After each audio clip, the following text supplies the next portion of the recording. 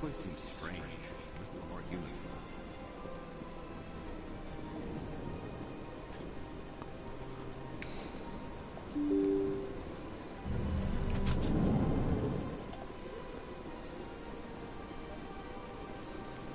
Welcome to the Presidium. Allow me... Greetings and welcome to the Presidium. My name is Avina, and I am pleased to be your virtual guide throughout this level of the Citadel space station. So are you a person or a program? I am a fully interactive virtual intelligence, programmed to provide spontaneous guidance at predetermined locations of interest throughout this level of the Citadel. I may also be contacted through any of the Presidium VI terminals, should you require assistance. Give me the tour. You are standing at Presidium Tourism Terminal 1. On either side of this lobby are the embassies of the various Citadel races, along with CSEC headquarters. On the far end of this level, you can see the Citadel Tower, where the Council meets regularly to discuss matters of interstellar importance.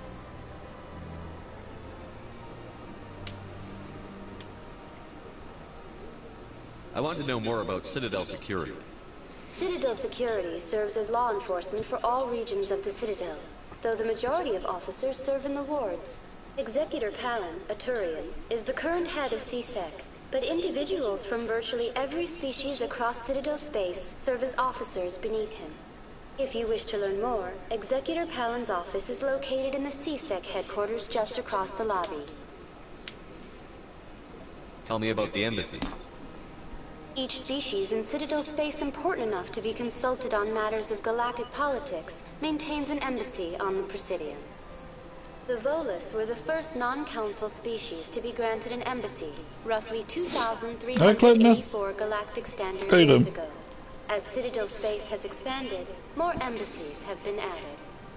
The most recently added embassy belongs to your own species, humanity. It was added 19 galactic standard years ago, despite some rather vocal opposition. Why were people trying to keep my species out? Some Doing well. species Nice. felt Hi, humanity okay. was given Not bad. preferential treatment. Just It often kinda takes a looking forward to century or Saturday now. more before a new species is granted Obviously, an a embassy. bit nervous The about it. Council Think the gave nerves a will kick great in deal more of thought to this as you matter. get closer In to the end, the time, they but right now I'm decided just looking forward to it. humanity's But yeah, impact on definitely going to get Citadel space nervous was closer significant enough to kick off on warrant an Saturday. embassy. Do you agree with their decision? I am not programmed to make that kind of qualified judgment.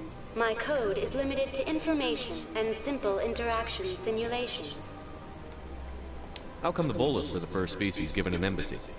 In the early years following the formation of the Council, the Volus were, apart from the Asari and Solarians, the most populous and widespread species in Citadel space. They established many new colonies and trading outposts, and they petitioned the Council for a greater role in determining interstellar policy. In recognition of their work to expand interstellar trade and establish a standardized galactic economy, the Volus were granted an embassy here on the Citadel. Why weren't they made a council race? The have Council zero races defense have by the sounds of it, extensive looks like. responsibilities. They must Yeah, provide personnel and ships possibly. for the Citadel fleets. They often provide economic aid in times I know of there was disaster. some rumours about Agi Elise here, but it looks like it's not. It He's would not be really that unfair close. to So demand he's such an he's enormous been doing burden bits of a and species pieces, but unable not to back in meet these training obligations. fully in that. The embassies allow lesser I mean, we know species to have Ballard's a voice on the definitely Citadel. like out. That's pretty damn arrogant. Obviously for Saturday, I because apologize Mowbray if my confirmed it. But I think there could be a personality has chance that Ballard offended you. Please submit all may formal make it back for complaints in writing to the Citadel the second Tourist leg, or if not the Investigator. second leg, he should be available for the final by the sounds of it. But Saturday is probably a bit too soon for Ballard, unfortunately. Do you know anything about SPECTRE? The term SPECTRE is derived from the branch of Special Tactics and Reconnaissance. Each SPECTRE agent is handpicked by the Council. Their primary role is preserving galactic stability and resolving volatile situations that cannot be handled through normal political channels. In this role, they are granted extraterritorial rights and jurisdictions. SPECTREs answer to no law or authority except the Council itself. What can you tell me about the Citadel Council? The only chance we have is Originally, the council Pre-Guchin, consisted of second if it will. representatives from the Asari and Certainly will. Solarians, the Yeah. two dominant species in Citadel space. I think Mowbray, I watched Mowbray's press conference earlier, and I know he said that they hadn't actually like trained today, but he says I think he did say Sirkin and Gooch and that are going to try and do a little bit of training like tomorrow, and then see how they are for Saturday and that. So you never know. I'll tell you what would be great if Mowbray is like playing mind games and he's not giving anything away. I'd imagine if you got like a big surprise and Ballard was, you know, back in the starting 11, and that even though Mowbray said he wouldn't be, and then Agialisa was back on the bench and that you'd be like, ah, well done, Mowbray. I mean, highly unlikely, but that would be great, and that, like, if we did get a surprise, but obviously, probably not. Gooch has more chances. Yeah, definitely. Yeah. Well, we said that last time, didn't we? Like, yeah, Gooch has got more of a chance than Sirkin. It can't be as simple as that. There must be problems somewhere in the system. I am not programmed to make that kind of qualified judgment. My code is limited to information and simple interaction simulations. Goodbye. Goodbye, and thank you for using Avena. Please enjoy your visit to the Citadel. Oh, I will, Avena, don't you worry. I'm going to enjoy my time here. I mean, who doesn't like the Citadel?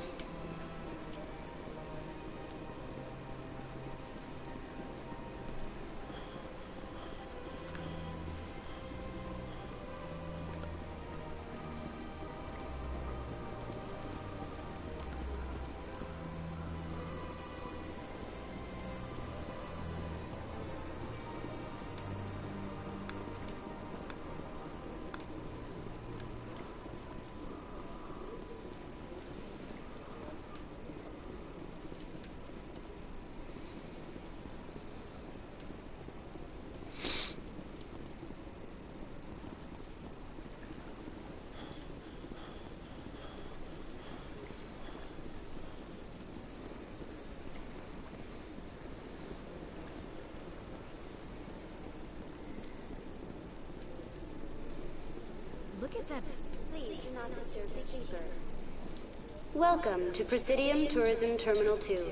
You are standing near the base of the Citadel Tower, one of the Presidium's most recognizable and important structures. Behind me is the spectacular relay monument, a scale model representation of a Prothean mass relay. Tough job picking to your left is one of the keepers, the enigmatic caretakers of the Citadel, working on a control panel. Well, involved in various tasks throughout I mean, of the Citadel. If needs be, Do not interfere with them in Christ any way. almighty, The keepers are essential to the smooth operation it's a tough one, of isn't the it? Citadel. Obstructing their daily work. I don't know, like Ellis Taylor thrown in at the deep end or something to play left back. Put Dan Neil left back. I don't know. Or are we going to have to play a back three? And that possibly, you know, like maybe like a back three of O'Neill, Hume and Anderson, right? I said Equifer. Yeah, it's an option. It's an option maybe. But yeah, like possibly like Hume, O'Neill and Anderson at centre back, and then wing backs of Robertson, Clark, and that like if you're really desperate. But yeah, I suppose Equifer could be an option like for his like height maybe. And then just play Mayhew alongside, or like either Mayhew or Barr alongside Neil. So I don't know. But obviously, I mean, we've had this problem for ages. Like Mowbray says, whatever team he puts out, whoever we've got available, will still go out there and will give 110%. And I mean, that's the thing. This season, like our team giving 110% more often than not has actually got us decent results. Despite all the injuries and everything, so even with all these problems and that, we've still got loads of quality going forward. Like we said the other day, as long as we're relatively okay with set pieces and that, try and stop the crosses coming into the box, right, and get away like a little bit with like set pieces and that. If we do all that, we've got more than enough quality to hurt Luton. It's just obviously we just have to be careful at the back. That's all. Tell me about the relay monument. Discovered by the Asari who first arrived at the Citadel, the Relay Monument is one of the station's most interesting and controversial features. What is the meaning behind this striking piece of art? Is it a tribute to Prothean vanity? A reminder of their conquest of the galaxy through mass relay technology? Or perhaps it is a symbol of unity, a Prothean acknowledgement that the relays would eventually lead other species here to the Citadel. No one can say for sure, making the relay monument a favorite topic of discussion among academics and scholars. Tell me about the Citadel Tower. Housing both the council chambers and Citadel control, the tower is one of the most important buildings on the station. Access to these areas is restricted to those with the appropriate clearance. What happens at Citadel Control? Citadel Control handles all incoming and outbound transit. Every ship within 2,000 kilometers of the Citadel is under the jurisdiction of Citadel Control. At peak capacity, they are responsible for monitoring upwards of 1,000 vessels. I'd like to hear more about the council chambers. The business of the Council, which often has far-reaching effects on the It's galactic unbelievable. community, We're going into the biggest games of the season.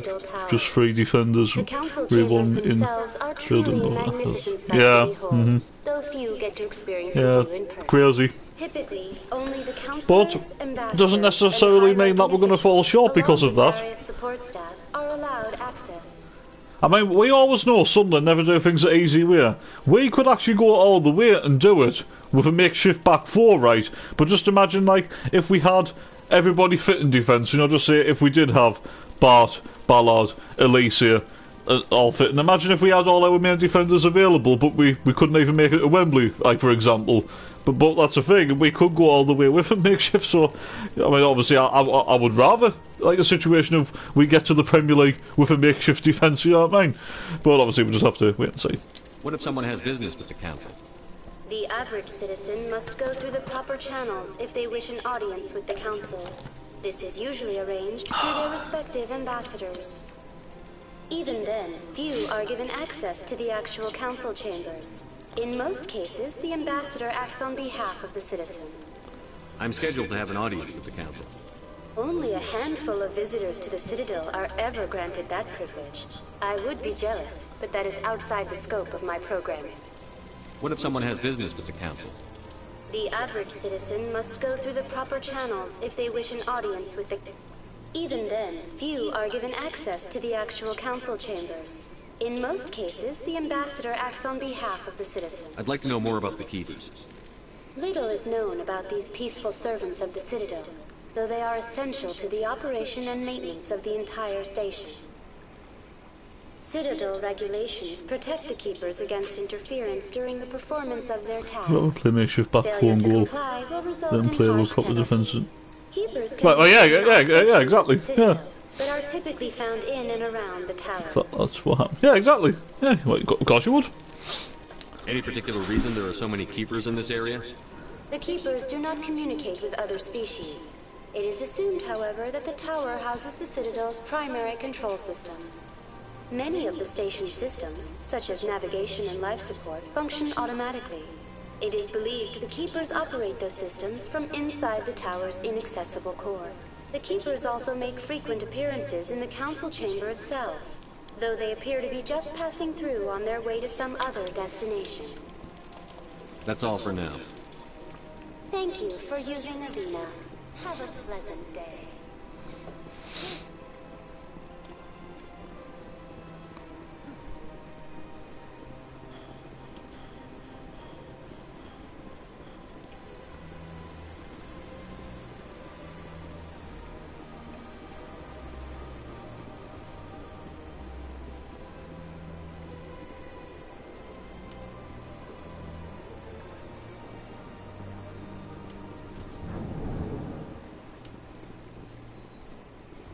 It's not like the players who are playing in them places are bad players because they're just not playing in the normal position. Yeah, exactly.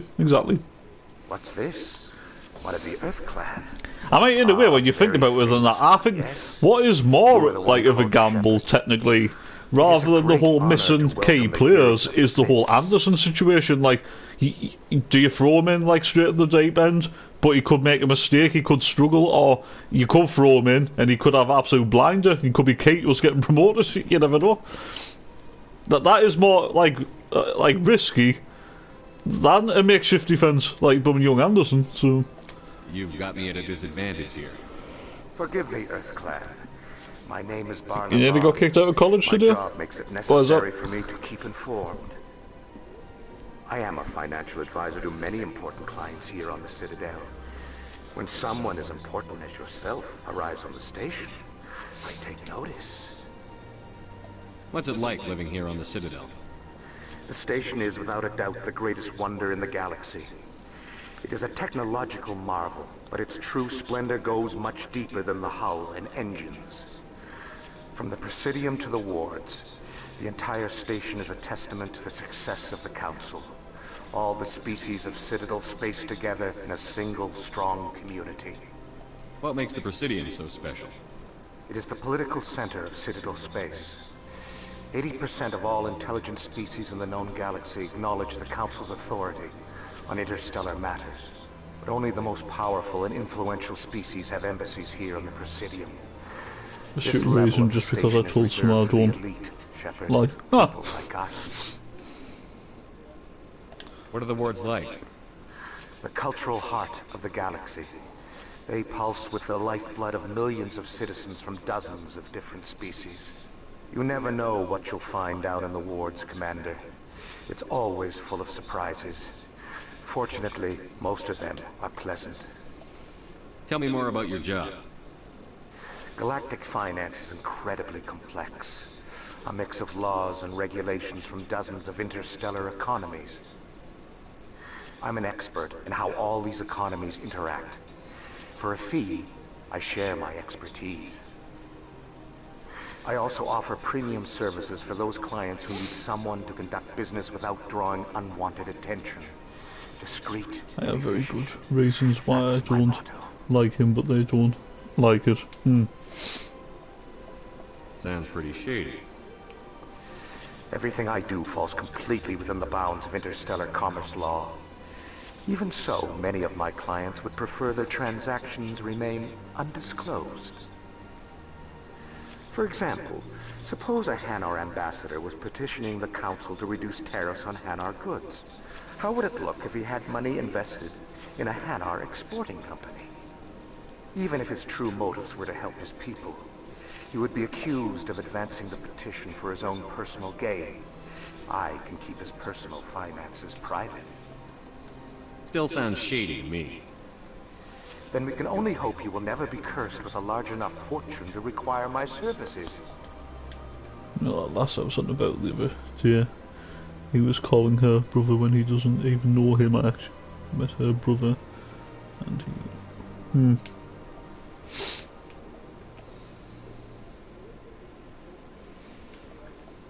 I should go. Goodbye, Commander.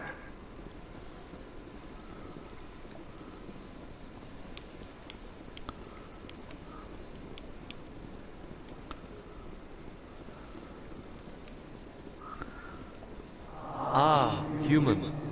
This one is greatly pleased to see you here in my decadent emporium. Who are you? This one's face name is Delaninder, though many in this place simply refer to it as Delan. Please take time to examine the fine goods it has for purchase, all of great worth. Why do you refer to yourself as this one, it? For the same reason that humans are so inquisitive. It is part of our culture. Specifically, Hanar only refer to themselves in the first person with family or intimates.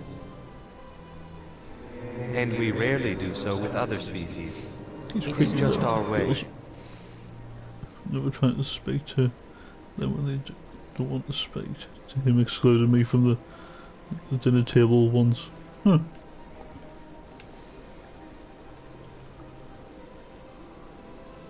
Who are you? This one. Please take time to examine the fine... What exactly do you sell? Only the finest and most luxurious items that credits can buy. This one is able to procure almost any item the human would desire, for a price, naturally. I'd like to see these rare and wonderful items. Oh, this one is pleased to do Newcastle so, fan. human. Ugh. You will not be disappointed.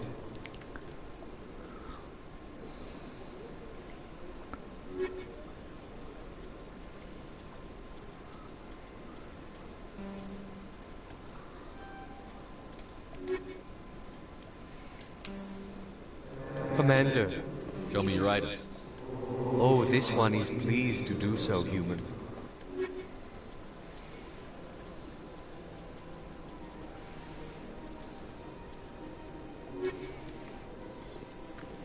What question do you think Huggins could be fit for the... Huggins, yeah. Someone that you always tend to, like, forget about. I've seen him, like, in training a couple of times, but unfortunately, I mean, a lot of people have been saying this about him, and it's kind of true. That lad is made of glass. I mean, every time that Huggins has actually played a game for Sunderland, he's looked pretty good, to be fair. But unfortunately, at the end of the season, right, I would actually let him go, to be honest, because he cannot stay fit. He'll play one game, like every blooming, like, couple of months or something, have a really good game, then you never see him again. You know what I mean? I mean, Christ, how many times has Huggins actually played for the club this season? 2, 3 times, if that? I mean, even last season, like, the lad, he cannot stay fit. But if he was fit, why, I suppose you would have to throw him into the deep end, because he is like a natural fullback, and I'm pretty sure he probably would do well. But the problem is, I guarantee you, if Huggins had a chance of playing right, he would play on Saturday, and then you wouldn't see him, like, for the second leg on the Tuesday, because then you'd probably find out that he's injured again. And that's why I think we have to let him go, unfortunately, because as talented as he is, what's the point in keeping him if he can only seem to, like, play like a couple of games a season? I will get rid of some urgency. He's also probably third choice right back as well, behind Human. Gooch and Ornine can also play there too. Yeah, that is true.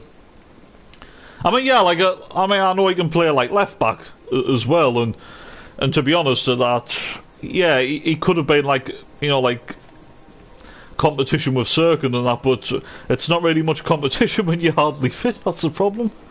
But if he was available, I would play him, because he is a defender, so I would, like, use him if he was available, but we'll just have to wait and see. The statue you see before you was commissioned to honor the Krogan soldiers who gave their lives to protect Citadel space during the Rachni Wars. In the aftermath of the Krogan rebellions, several embassies petitioned to have the statue removed. However, this motion was eventually quashed by the Council. Tell me more about the Krogan rebellions. In recognition of their efforts during the Rachni Wars, the Krogan were granted several new colony worlds by the Council. Over the next 400 years, the Krogan species began to expand. Left back behind, at least. Extremely high birth rate, their numbers began to swell. Faced with a critical overpopulation crisis, the Krogan started a violent colonization of nearby worlds inhabited by other Council species. But if he was available with all these, like, injuries, so that he would be technically first choice at either right back or left back at this rate. And that if he was available to play. It's funny how nobody's actually asked about Huggins, because, like I said, I have seen him in training a couple of times and that, so he can't be injured right now. It just depends on fitness, doesn't it? You needed the Krogan to stop the Rachni. Then you needed the Turians to stop the Krogan. So who's going to stop the Turians? I am sorry. I am sorry. Is beyond my programming parameters.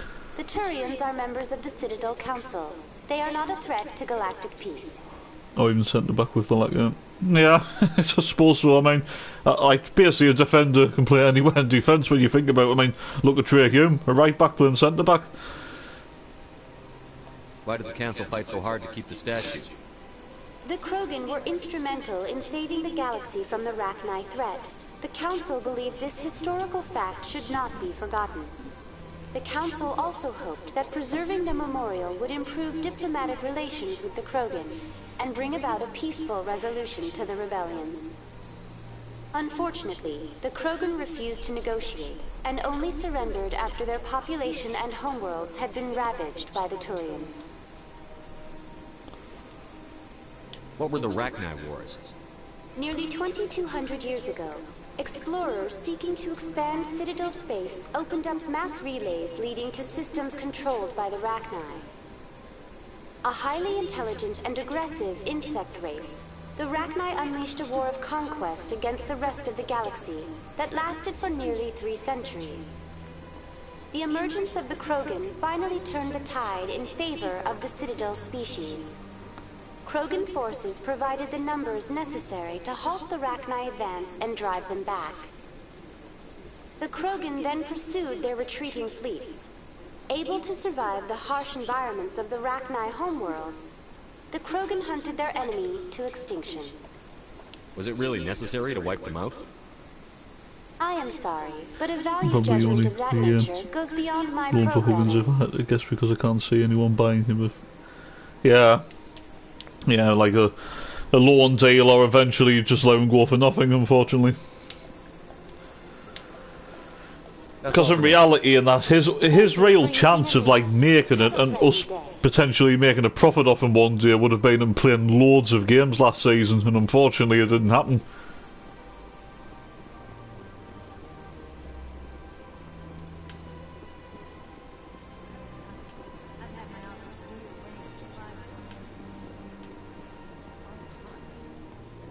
Welcome, I am Nelina.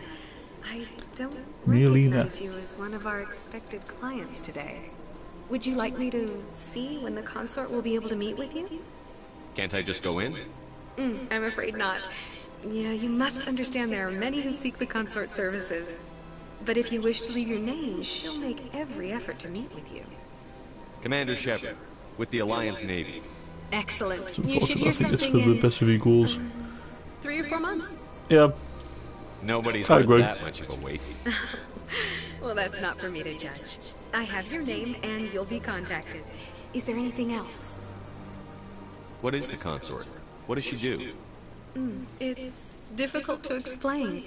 She's many things to many people, and something different for each. Some seek her for advice, some for entertainment, others still for pleasure. Most of the time, our clients won't realize what they were seeking until after she has provided it for them. You make her sound like some kind of oracle. No, not in the usual sense. She's merely a woman with remarkable compassion and a generous spirit. I suggest you make an appointment and see for yourself. What do you do here, Nelina? I'm one of the consort's acolytes. Many of the people here today will not see the consort, but they expect to be attended to just the same. It's our job to ensure that they leave contented. What exactly do you attend to? Well, each acolyte has her unique abilities. Some soothe with song, others with conversation. As much as possible, we seek to match the needs of our clients to the skills of our acolytes. My specialty is touch. My fingertips can find every tension point in your body and relieve it. I'd like to try out your services. Excellent. I'll add you to our client list. We should be able to see you in 3 or 4 months. Nobody's worth that much of a wait. Well, that's Told me not if for he me was to fit judge. and I we have decided your to play name him, he and you'll would be contacted. know any Is match. there anything else? Yeah. Unless if he was available, you just had him on the bench. You know, as like a last resort or something. You know, like just say, like if you got like an injury during the game or something, and you had no choice, and you had to like throw him on or something. So maybe just on the bench. I don't know. I think I'm done here. Oh, well, I hope you'll return again in the future. We always enjoy seeing new clients. Yeah, he's definitely Nelina. definitely nowhere near like Shaira? match sharpness. But there again, though, we're at that stage of the season where I wish to speak desperate with you. times could call for desperate measures. Yes, of course. You know, like just say like if Ballard was available in that. I mean, yeah, I know obviously Ballard's not the same as Huggins because Ballard's obviously like he's had 2 injuries and that, but he's played more games than Huggins and that. So Consort is yeah, taking notice of you. She'd like to meet with you can now. kind of see like both sides. Where do I go? Just head upstairs. She'll be waiting for you.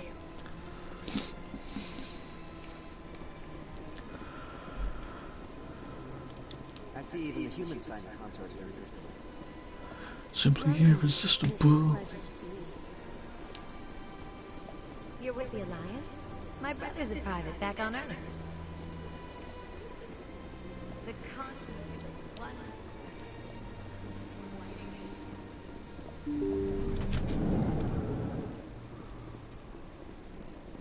That is close enough, Commander.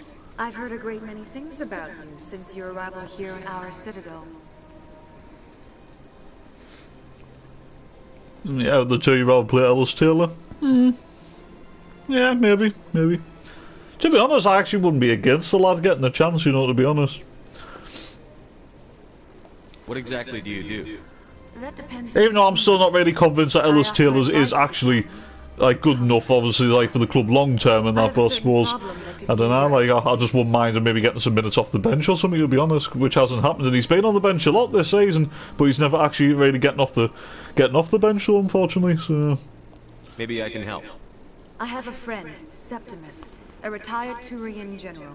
I won't discuss the details, but he wanted me to be more than I could be. We had a falling out. Now he spends his days in Korra's den, drinking and spreading lies about me. If you would speak to him as a fellow soldier, I believe he will listen to you and let the matter be. What happened between you? I respect his privacy too much to go into the details. If he wishes to tell you what happened, that is his prerogative. What exactly do you want me to tell him? Appeal to his sense of honor. Remind him of his position as a general. If you can convince him to stop spreading lies about me, I would be very grateful.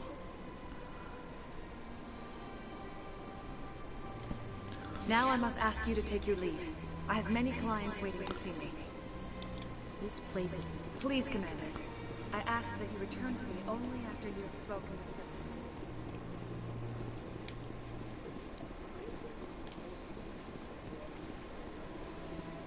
I have to admit I'm a little nervous. Few are ever asked to aid Shaira. It's quite an honor. What do you know about the General? He's been seeing the consort for longer than I can remember. Then one day, he stormed out of here furious. He hasn't been back since. He was always very respectful to the acolytes, very noble. I think I'm done here. Of course, come back anytime. Well, that probably needs to go out on loan or something, but right now I don't see is it? Yeah, maybe. I mean, I think it was last season, wasn't it? Like a couple of times, like when he did like feature like pre-season. And I think it might have been one of the cup games that he did actually play like kind of like as like a left back or left wing back, didn't he? And so last season he had a few like games like in pre-season and like once or twice in the cup, I think. But yeah, this season, I mean, I know he has had like a hard time like off the pitch because I know his dad passed away a couple of months ago, and that's obviously that really affected him as well.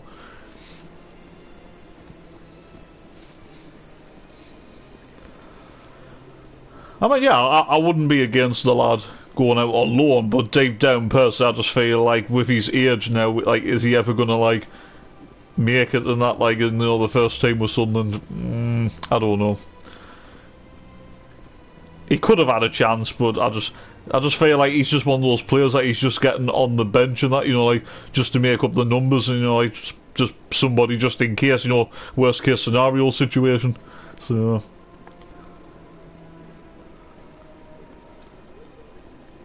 he only has 1 year left on his contract. Well, that's the thing. You know, if he's only got 1 year left on his contract, and that's the thing, why not like cash in on him in the summer? Because let's face it, if we make it to the Premier League and that, he's never going to get any like game time, is he? I mean, yeah, you could send him out on loan, but is he ever going to come back and be a regular for the club? Possibly not.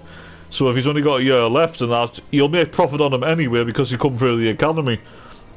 And that, even if it's only like a, you know, like even like £50,000 or like 100k or something, it's something. You know what I mean?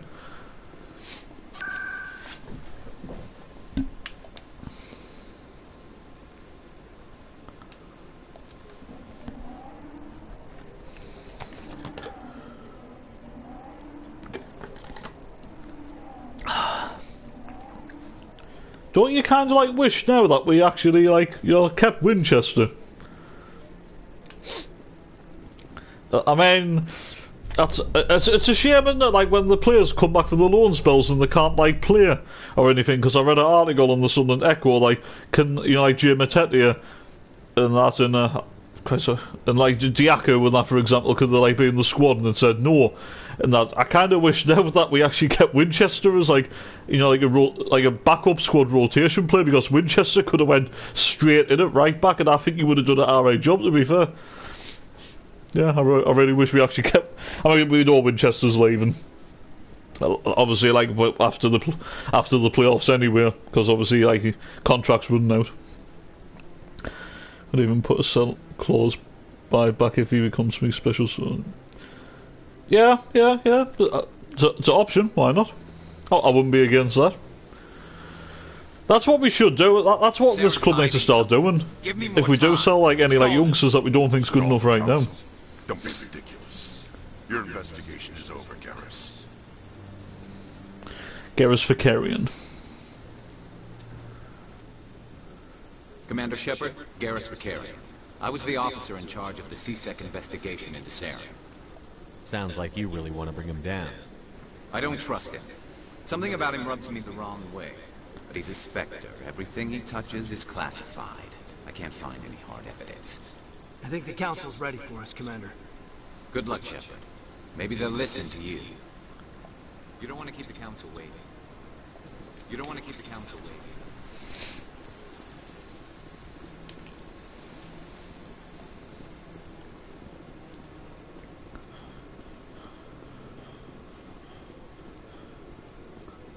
Yeah, Winchester could have went right back or even centre back because he... Yeah, exactly. In that, I mean, Winchester's about like 6 foot, isn't he? And that's so. Yeah. He could have even played right centre back. Well, not well, you know. Yeah. He could have been like right centre back, where it was a flat back 4 or back 3, and that then you could have still had like Trey Hume at right back. So yeah, that's what you kind of wish you had Winchester now. So, but it is what it is. No, I'm waiting to... Commander. Commander.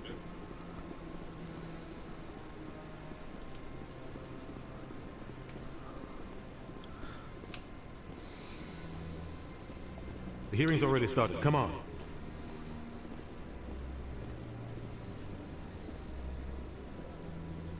The Geth attack is a matter of some concern, but there is nothing to indicate Saren was involved in any way.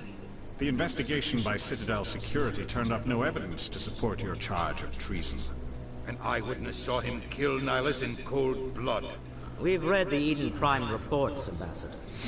The testimony of one traumatized dock worker is hardly compelling proof. Okay, clearly right. I know he's injured, but if we didn't go out alone, we... That just let you catch him off guard. Yeah, that is true, and that Bailey Wright would have been a good option right now. Be involved when humanity makes false charges against me. And this must be your protege, Commander Shepard. The one who let the beacon get destroyed. The mission to Eden Prime was top secret. The only way you could know about the beacon was if you were there. With Nihilus gone, his files passed on to me. I read the Eden Prime report. I was unimpressed. But what can you expect from a human? Saren despises humanity. That's why he attacked Eden Prime. Your species needs to learn its place. I don't understand why we You're not spoke ready to Bailey join the Wright. council. You're not even Yeah. ready to join the Spectres. He has no right to say that. I mean, from Bailey Wright's point of view and that, like, I understand that he wanted to be playing like games and that, but it was a little bit of a downgrade because you went from an experienced Australian international to a lad that had no first-team experience at all. Saren's hiding behind his position as a Spectre. You need to open your eyes.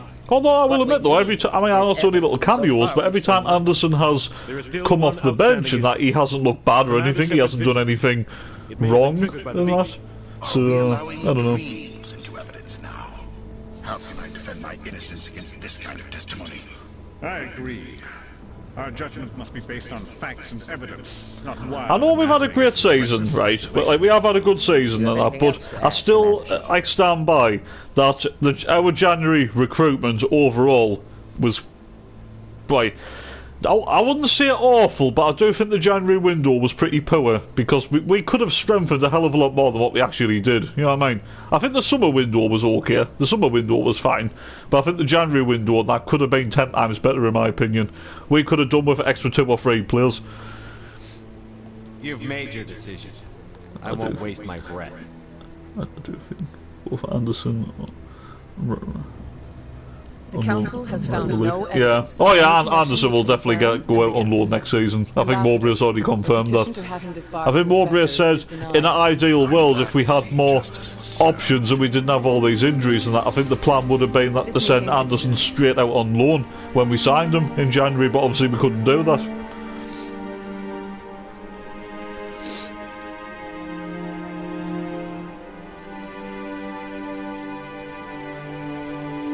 It was a mistake bringing you into that hearing, Captain. You and Saren have too much history. It made the Council question our... Could have come down to desperate measures or something and consider Zach Johnson to be in this match day squad on Saturday, maybe? I mean, he can play centre-back and right-back, can't he? Hey, Johnson, I think. I see he's had a haircut as well, Zach Johnson. Like, he hasn't got like the you know, curly hair now, and that he's actually almost like a skinhead now. Tell me about this history between you and Truman apparently physically wasn't ready, and he's... Yeah, exactly. Real bad. We shouldn't talk about this here. But I know what he's like. And he has to be stopped. What's our next step? As a Spectre, what we should have done in January, right, is we should have like went all out and like really like forced Brighton's woman hands and got bloody Van Hecken either on loan with the option to buy and that, or even like brought him in as a permanent.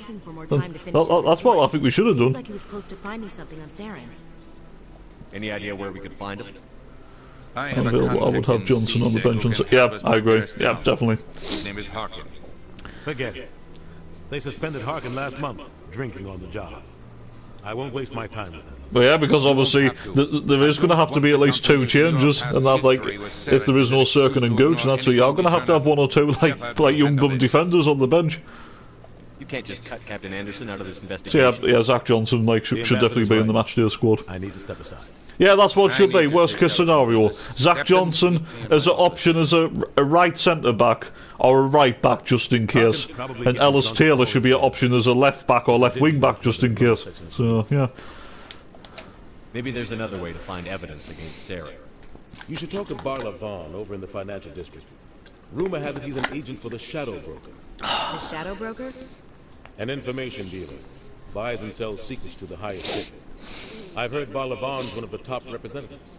He might know something about Saren, but his information won't come cheap. Even if one of them aren't fit, I would still probably have Johnson. Yeah, definitely. Tell me about Barla Vaughn. He specializes in moving large sums of money without leaving a paper trail.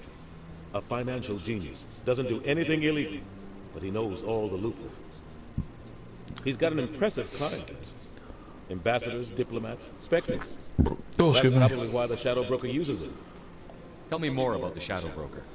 He's a necessary evil of galactic politics. Buying and selling information is a part of the game. And the Shadow Broker just happens to be the best player on the field. Always sells to the highest bidder.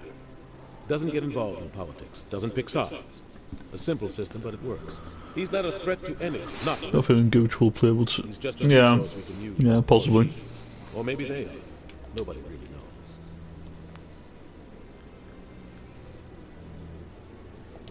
I want to know more about the Spectres.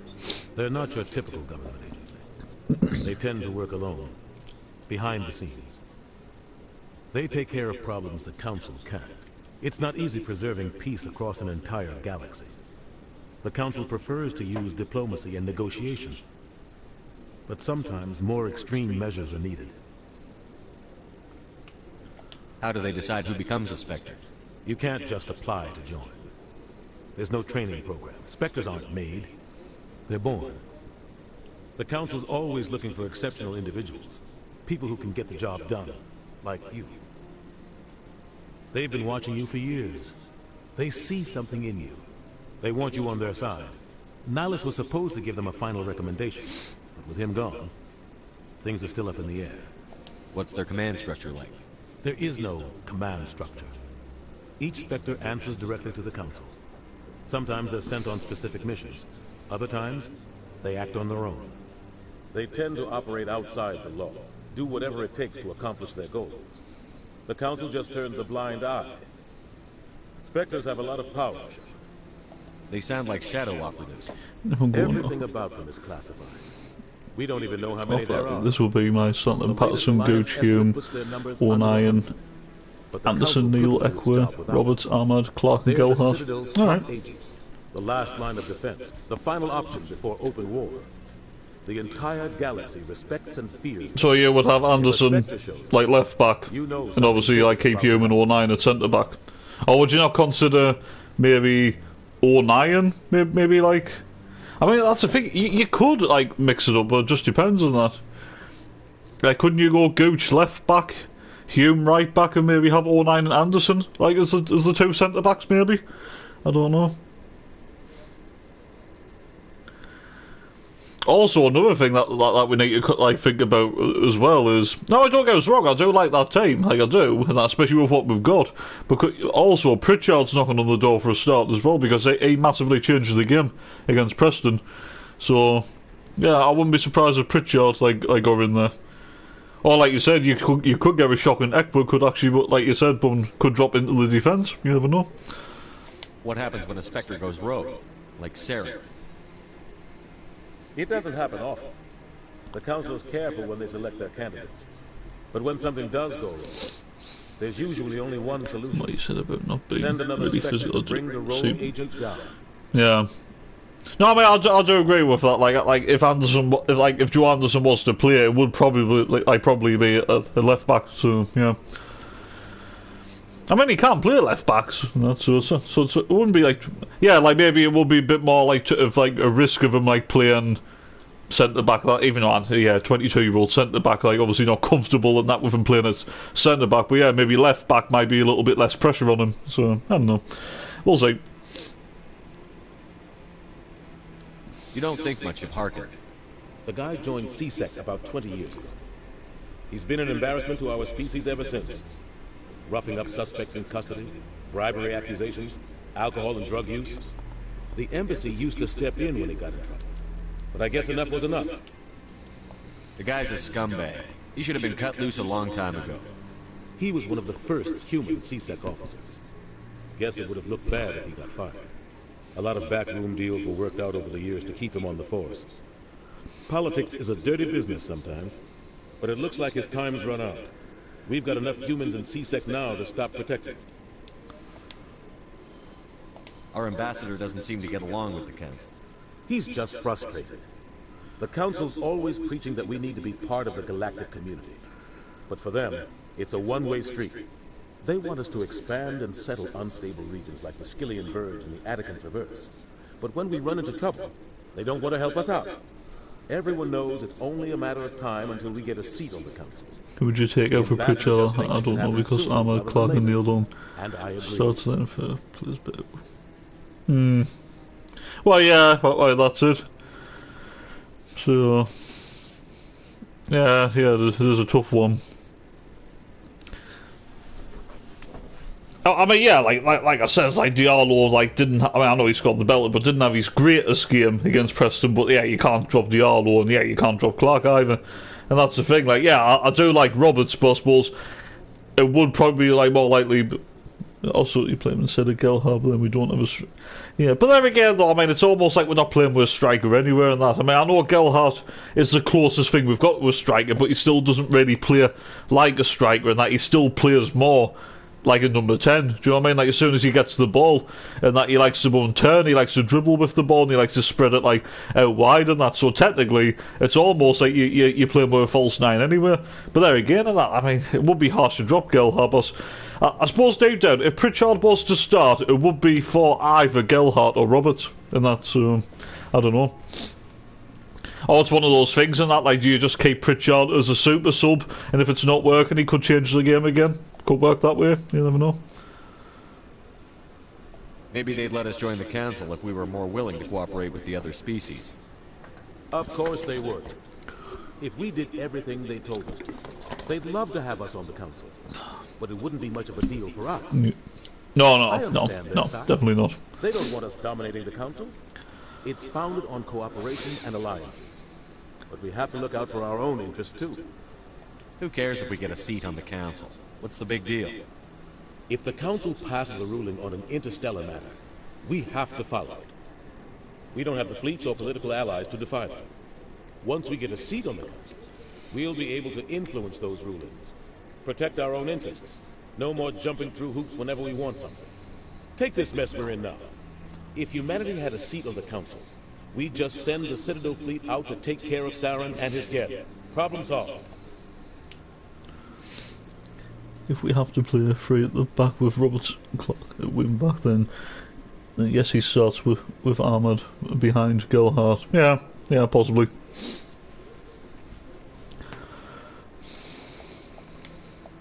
You and Saren have a history. What happened?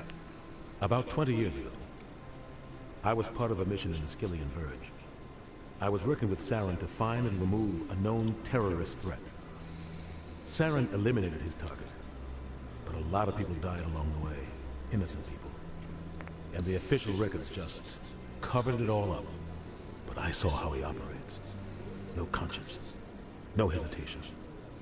He'd kill 1,000 innocent civilians to end a war without a second thought. Killing innocents doesn't end wars, it causes them. I know how the world works, Commander. Sometimes you're forced to make unpleasant decisions. But only if there's no other way. Saren doesn't even look for another option. He's twisted, broken. He likes the violence, the killing. And he knows how to cover his tracks. I should go. Good luck, Shepard. I'll be over in the ambassador's office if you need anything else.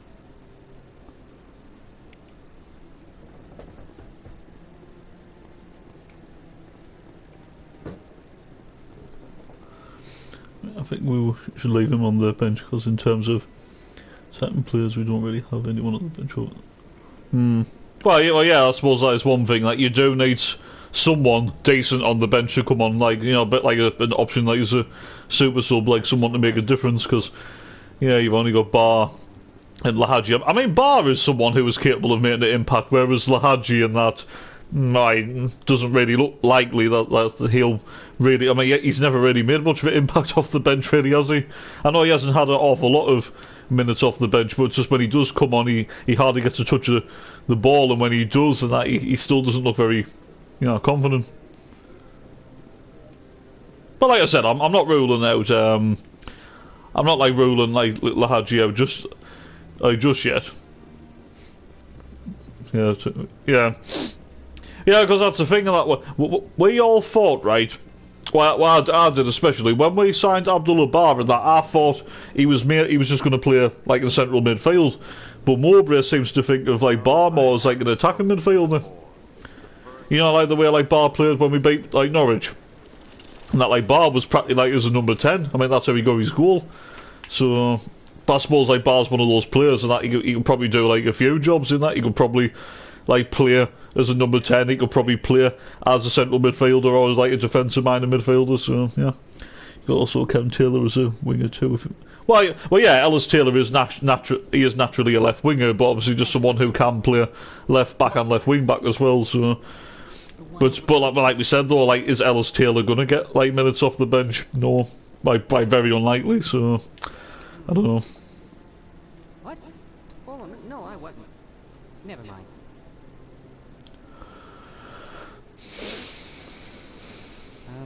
Yes, is there something you want? Why are you so interested in the Keepers? Keepers? I wonder how Dewey's doing, like Dewis and Bennett. I know what I saw. Because that's the thing, like his injury wasn't that bad really, was it? I mean, it was only like, what was it, a shoulder like injury, or was it dislocated shoulder or something? And he had his operation, and that was like a month and a bit ago or something. So could Dewey like have an outside chance of? Maybe not Saturday, but maybe potentially Tuesday, maybe the final, he could make the bench or something, I don't know. We're just talking. Is there something wrong with that? Bar, best position is number 10. If I'm being honest, like you said, he could play. I'm using a small scanner to gather readings. Well, yeah. But yeah, I suppose like he does come in handy as a number 10, especially with like he is quite direct, to be fair, and he has got the pace. Why were you being so secretive about it, though? Well, technically we're not supposed to disturb the Keepers. I don't really think my scanning disturbs them, but the authorities might disagree. I'd like to do it more openly, but it's not really worth getting arrested over. I could help you out. I'm not worried about the authorities. I don't even know who you are. I'm Commander Shepard, with the Alliance military. Well, I suppose I could use the help. You'll need this. It's the scanning device I developed. Activate it each time you see a keeper. And yeah, I know you might have put it in the comments as well, but I suppose like you still have like Mishu, like obviously as an option as well. Who, even though he's still more like a central midfield option, but it's something. He's been out for 2 months, and that's how long it normally takes to recover from a dislocated shoulder. Alright, yeah. What are you doing with the data once you've scanned it? Trying to learn whatever I can about the Keepers. We see them working everywhere, yet we know so little about them. I'm a scientist. I want to know what makes them tick. I should get going then. Yes, I have much work myself. So long, and good luck with the scanning.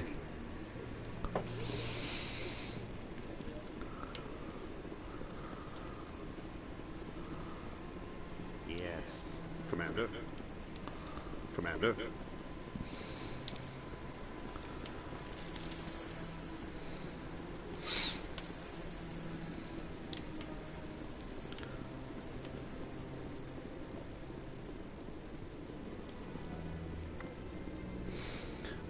Really bothered about him and True, but truly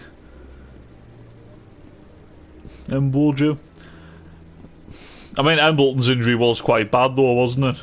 You know what I mean? Yeah, like it probably won't be long before Embleton's like probably like back on the grass or anything and that, but he has been out for quite a while though, that's the thing. Been out since that whole game, wasn't it? I think Embleton's probably going to be like in a similar situation to like a Ballard, a Bart and like Alicia and that, where yeah, that by the time the second leg and possibly the final comes around, like yeah, they've done a bit of training and stuff and that, but will they be 100% like fit? I don't know. So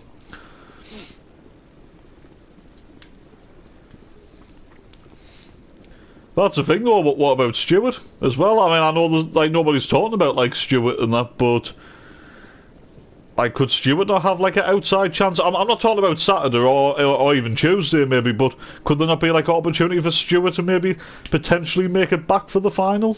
I don't know.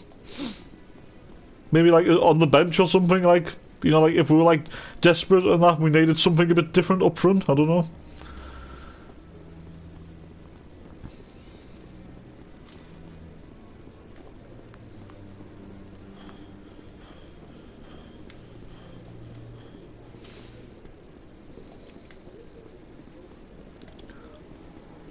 I mean, you're still wishing that like everyone was fit. I mean, when everybody's fit and that, we do have a pretty good like starting 11. I mean, yeah, well, like we've done great anyway to get in the playoffs and that with what we've got. But yeah, if you had the likes of Bart, Ballard, Alicia, even Embleton like as a like a super sub and stuff, and you had Ross Stewart and you had Jewis and Benefreeze Pierce off the bench and that, like what a squad you've got when everyone's fit.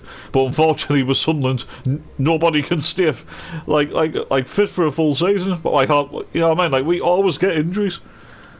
I mean, I know like injuries always happen, but it just seems like we are always plagued with just like dozens of like key injuries every bloody season. I remember seeing it as soon as it said to me like that he's broken his ankle, whether you like him or not is a nice thing. I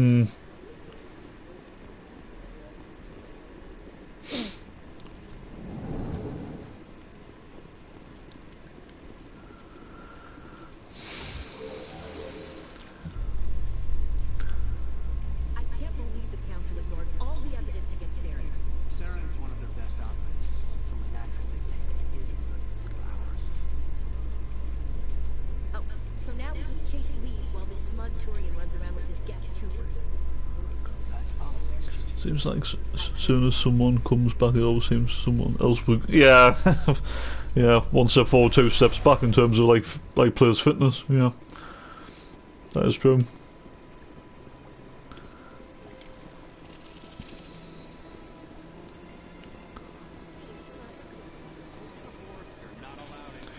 Because it's a big, stupid jellyfish. That Hanar refuses to listen to reason. Why can't it act in an orderly and lawful manner? You should be more tolerant. It's just trying to express its beliefs. I am not unreasonable. The Hanar is free to spew its nonsense once it purchases an evangelical permit. So if the Hanar gets a permit, it's allowed to preach? No. Registered evangelicals must follow regulations. There are specific areas where preaching is legal. Failure to follow the regulations results in the forfeiture of the license. What's the purpose behind the evangelical permits? Forcing religious evangelicals to register for a permit weeds out undesirables. It keeps the area safe. The Citadel is too important to become a battleground for a religious war. Why don't you just arrest the Hanar? I could arrest the Jelly, but my superior has requested that I find a solution that does not anger the Hanar. The Hanar become vocal when they feel their religious beliefs are being suppressed. If you'd like, I could talk to the Hanar for you. I have argued with the stubborn Jelly all afternoon. You are certainly welcome to try.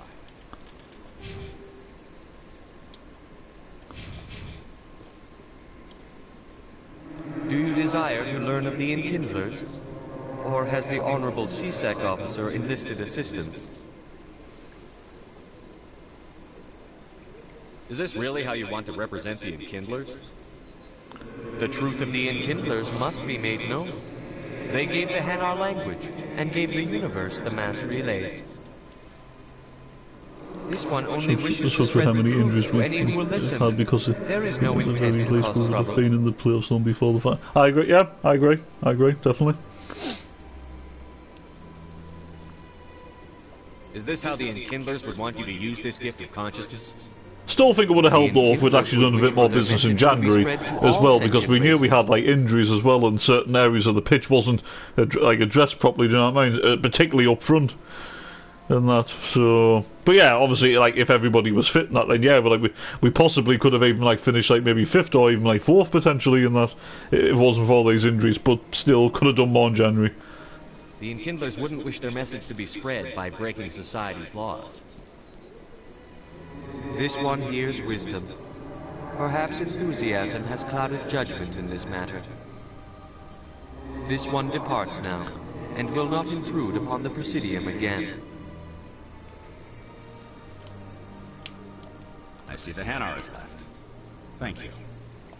Happy to help. Here, for your assistance in this matter. Now, if you'll excuse me, I should report to my superiors. Now, if you excuse me.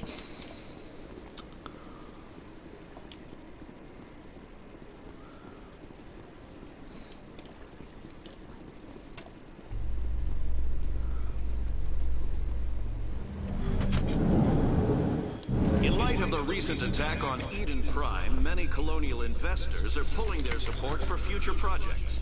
Proponents of expanded human colonization insist that Eden Prime was an isolated case. Nevertheless, colonist enrollment has dropped sharply. Many colonial proposals are on hold until backers have some reassurance that human colonies will be adequately protected.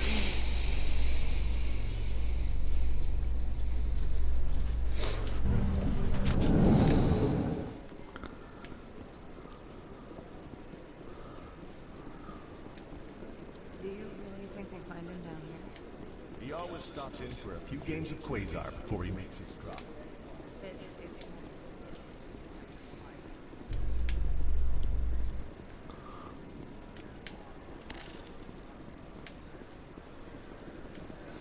Be interesting what we do in the summer. Well, in a way, right? I mean, like, don't get us wrong. I won't be angry or anything. Obviously, I'll be disappointed if we don't, you know, get promoted. But I won't be angry or anything because it's still like our first season back in the Championship, and we've done really well, especially with the injuries that we've had and everything. But I really do hope and I pray that we actually get in the Prem, because I think, in my honest opinion, I think we'll have a better transfer window if we get promoted and that. I think if we're still in the Championship, I think it's going to be very similar like to both like transfer windows this season and that, where one window will probably be okay, like not great but decent, and then the other window will be probably a little bit underwhelming and that, and I think it'll be probably like small fees again and stuff, and a lot of like, you know, unknown players and that, you know, like from, you know, like other teams like academies and stuff. Whereas in the Premier League, I still think they will go for young players, as long as they get experience as well, but I think they will go for young players, but they'll go for, like, young players, like, with real, like, bags of potential, like young players that have been playing regularly, you know, abroad for their actual teams and stuff, you know, where they might cost about maybe £10-15 million, or something like that. Because technically, money should not be an issue with Sunderland. Not when we've got the richest, like, on paper, the richest owner, like, in the blooming championship in, like, KLD, right? On paper, he's the richest owner. And also, if you do go through the playoffs, you get over £100 million. So technically, in the Premier League, money should not be a problem. Yeah, I'm not saying I go absolutely mental and stuff and spend, like, nearly £150-200 million on transfers, but at least 50+ million has got to be spent on new players if we get promoted to the Prem. Has to. Is there anything I can do for you today? No, like, I think my YouTube channel, I already had the video record what I would do every player in this squad to put on. Yeah?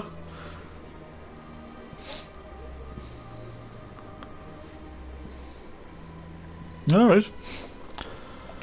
I've heard you work for the Shadow Broker. Do you have any information about Saren? Because I didn't think we would. Blunt, Shepard. But you're right. Oh, right. I get you now, because I didn't think we would make the. And I do know something. Made the playoffs. Yeah. I get you. I hear your information can be expensive. Normally, this information would cost a small fortune. But these are exceptional circumstances. So I am going to give it to you for free. What's the catch? There is no catch. The Shadow Broker is quite upset with Saren right now. They used to do a lot of business, until Saren turned on him. That's what happens when you deal with a traitor like Saren. No matter what you think of Saren, he's not stupid. He knows the Shadow Broker is a valuable ally. Turning on him doesn't make sense. But that will have to be done again. Yeah. I don't know. Yeah, like especially like after these next 2 games, or hopefully after these next 3 games. That's not much to go on. I just told you that the most famous Spectre in the galaxy betrayed the Shadow Broker. Quite a bargain, considering the price. Speak with the Krogan if you want to learn more. I heard he was paying a visit to Citadel Security. If you hurry, you might catch him before he leaves the Academy. Isn't it strange that a Krogan would want to speak with C-Sec? Very. However, I doubt the visit was entirely his choice. You'll need to speak with him if you want to know more. Tell me more about the Shadow Broker. Most people think I deal in finances. But my real currency is knowledge. I trade information, and it has made me very wealthy. But the Shadow Broker is the true master. Every day he buys and sells secrets that could topple governments, always giving them to the highest bidder. Yet somehow he never seems to upset the natural balance of power. All those secrets being passed around seem to even out. Nobody ends up with an advantage in the end. Any guess what his identity might be? I don't know. Nobody does. The Shadow Broker could be any race, any gender. I have a theory that it's actually an entire group working under one identity. How else could they juggle so many contacts at the same time? How else could they keep all that information from getting crossed? But they've got the perfect setup.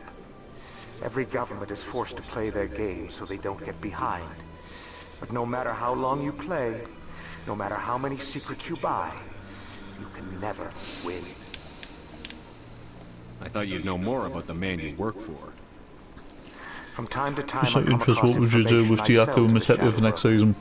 That's my only like, it just depends on what division we're in. If we're still in the championship, I would actually keep Matete and, you know, like, have him in and around the squad, right? Diaco... Right, Diaco, if we're still in the championship, I'd send him out on loan again. If we end up in the Premier League, I would definitely send Jay Matete out on loan again, but this time to a championship team. But if we are in the Premier League, I would probably sell Diaco. So either way, Matete stays. Like he doesn't get sold or anything. He goes out on loan if we're in the Premier League, but I'll keep him in around the squad in the Championship. But Diaco loan if we're still in the Championship. Premier League sell, unfortunately. But with clauses though, because I still have a funny feeling that Diaco could be a decent player one day. So we should definitely do like a buyback option with Diaco, or sell on clauses and add-ons and that, just in case, because we could like potentially miss something with Diaco maybe. Diaco will let go either way for me. Mateo will try to get him back to Plymouth next season to see what he does in the. Well, yeah, exactly. Another loan to Plymouth, and that's not a bad idea. But like I said, personally for me though, on that, like I wouldn't loan him to Plymouth though. If we're still in the Championship, like, you know what I mean? I know he can't play against us and that, but I am still a bit skeptical of sending the players. I mean, I know we did with Bailey Wright, but obviously it didn't matter in the end because obviously Rotherham was struggling further down the table, and that was in January and that. But yeah, you do know that Diaco has scored 0 goals and he's got 2 red cards. Yeah, he struggles for St. Gallen, hasn't he? Hasn't really worked out for him.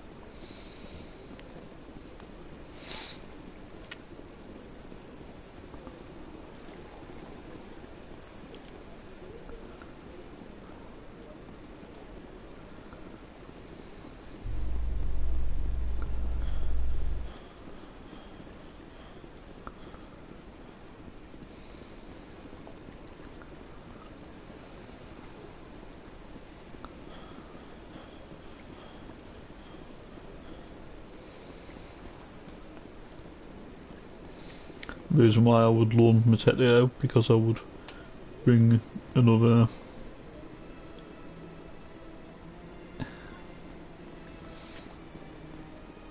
I try to say like bring another experienced like midfielder. Yeah. There has been rumours that, I mean, I don't know whether we'll go for this player if we're in the Premier League or not, and I'm not really sure it would be a great signing in the Premier League, but yeah, don't worry, like, I think I know what you're trying to say. I think you're trying to say, like, experience now, but apparently it's supposed to be looking at a Dutch player from Heerenveen, and that 28-year-old central midfielder.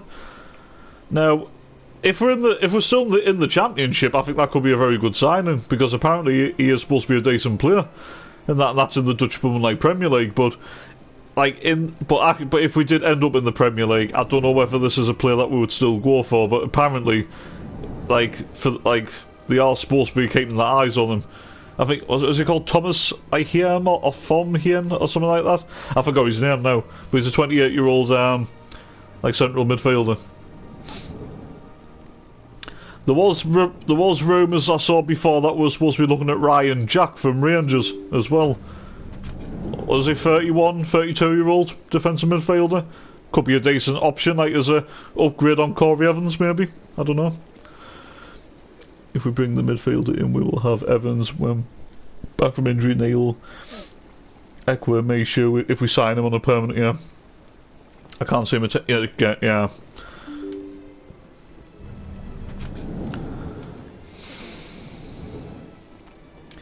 Yeah. I suppose like when you put it like that, I suppose it's a good point. Say that's why deep down in the way it would be like better if we did get promoted to the Premier League, because then I would have no problem whatsoever loaning Matete out to a Championship team. I'm just always sceptical about loaning players like to a fellow team in the same division as you. But we'll see. I mean, I actually don't mind Matete, to be honest. I mean, I wasn't sure about Matete when we first signed him. like last season. I was like, I don't know, I don't think he's ready. To be honest, this season, when he had a few little games, you know, like cameos off the bench, I actually thought Matete had done really well. And at the time, I was disappointed that he actually went out on loan. I mean, from his own point of view, and that he needed games, and that, you know, for experience and everything. But I was disappointed at the time that we loaned him out. But obviously, the loan has been a success, and he's getting 2 promotions in 2 seasons, which is very good. I don't have time to talk now. I'm very busy. If we're in the championship, I would make sure we have a recall option in the deal, so we're doing really well with recall. Yeah. Good point. Very good point. I agree with that.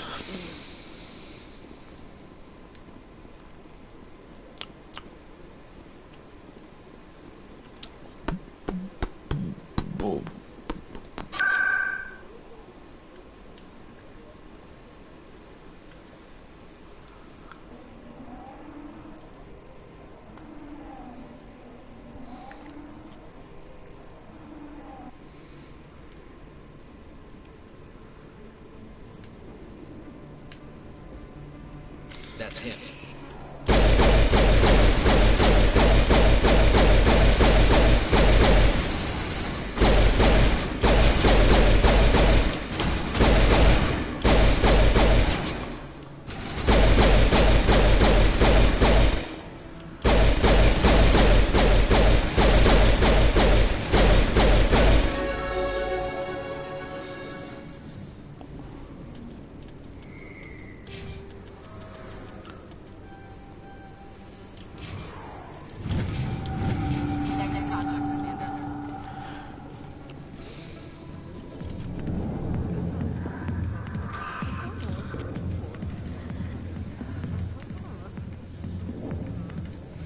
I think Anderson to League One, same with Huggins and Emble Anderson. Oh, so you would actually consider like loaning Embleton out? Right, don't mind where he goes. I think Bailey Wright will definitely leave permanent. Like, even if we're still in the championship and that, I think Bailey Wright will be gone. But yeah, well, I think with Embleton and that, like deep down in that, I'm not really bothered with the three potential outcomes at Embleton. I'm not bothered whether he stays, I'm not bothered if we loan him out, and I'm not really bothered if we sell him, to be honest, you know what I mean?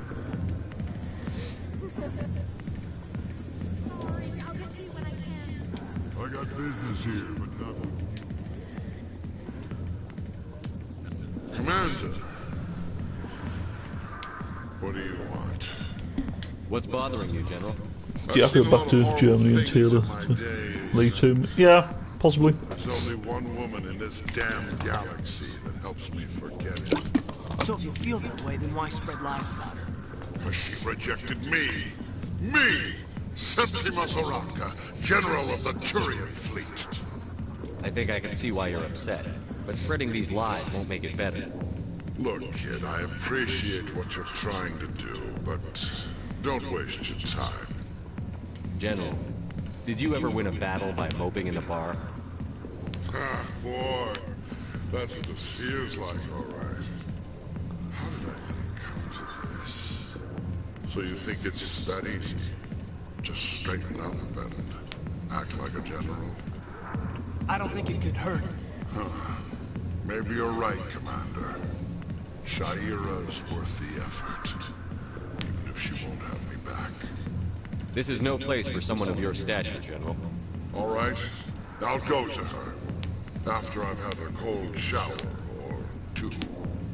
Say, you're a bright kid. Yeah, I can't see someone buying him with the injuries he's had with 2 years left on his deal.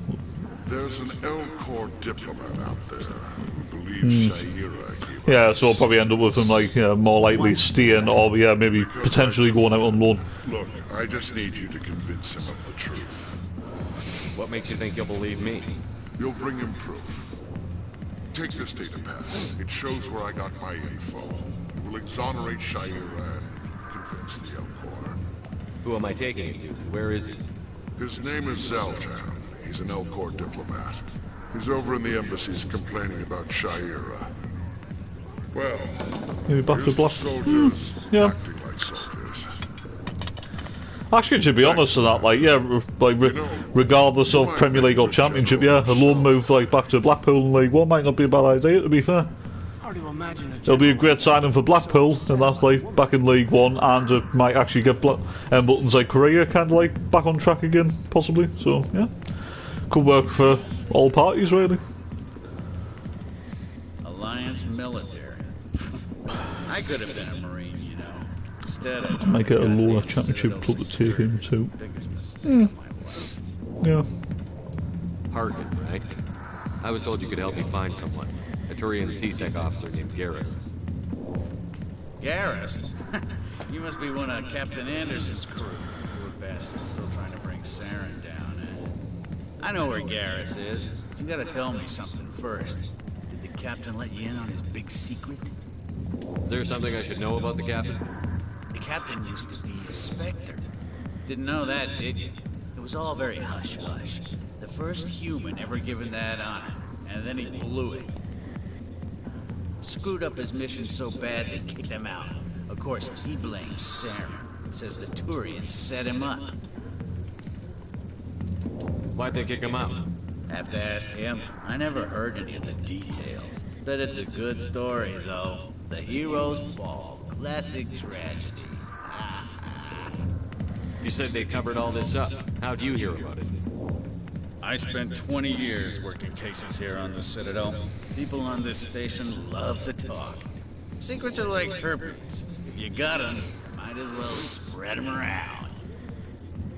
Why should I believe a drunk like you? Fine, ask Anderson. If it's on loan, let's say a Blackpool. He's too stupid and proud. Probably with the view to a permanent deal, because to be honest, I can't see him getting a contract. Yeah.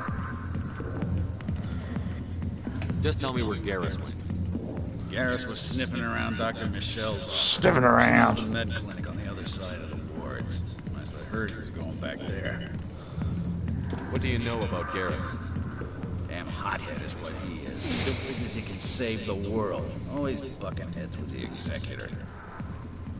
He'll pay for it soon enough. The Executor loves to put us lowly field agents in our place. Just look what happened to me. You need to look in a mirror. Sober up and take some responsibility for yourself. Save your sermons. This ain't no church. How well do you know Captain Anderson? Met him a few times over the years. One of those hardcore military guys. Yes, sir. No, sir. Can't have any fun with a stick up your ass, sir. That's probably why he climbed the Alliance ranks so fast. The military loves brown-nosers. The captain's a good soldier. Sure, whatever. Dress him in a fancy suit, pin some shiny medals on his chest, and call him a hero.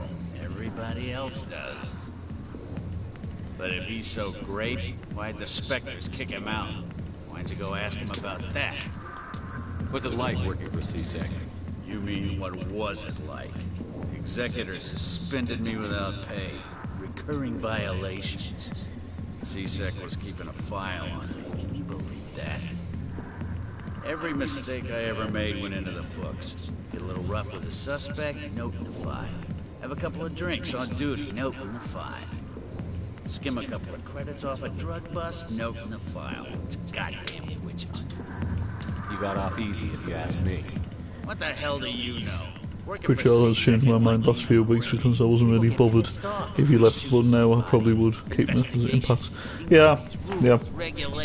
Yeah, I mean, like, I do think I love Pritchard, like I really do. Like, Pritchard's still my favourite Sunderland player and that, but, I mean, I was still over the moon when we signed him last season, especially when I actually, like, predicted us to sign him, like, as well and that. Well, I didn't predict us, I said a player I would like us to sign, and I mentioned Pritchard, but, yeah, I think Pritchard's a good player. He's a good player to like having. Yeah, like as someone coming off the bench, like changing a game, experience comes in handy. But I do think, well, let's just say worst case scenario. Say we're still in the Championship. I think we should still look for an upgrade on Pritchard, like someone like a Bradley Dack, for example. I know Dack hasn't been great for Blackburn this season, but he knows Mowbray really well. Like 28, 29-year-old and that. Like, I think Dack will be a little bit of an upgrade on Pritchard. So, yeah. I could see him going to Stoke, to be honest, if he was to leave, yeah. Well, put it this way, if we're still in the Championship, I think Pritchard will still be here, and that. If we do get promoted to the Premier League and that, yeah, I wouldn't be surprised if Pritchard left, to be honest, because, like, I know Pritchard, like, yeah, he has got quality, and he has played in the Premier League before, but I think at the age of 30 and that, I think Championship is the best he can do right now, in my personal opinion. I'm out of here. Yeah, good. Go. The back rooms are private, reserved for Fist and his friends. Who's Fist? He owns this club, but the customers have to stay out front. Goodbye. Enjoy the club.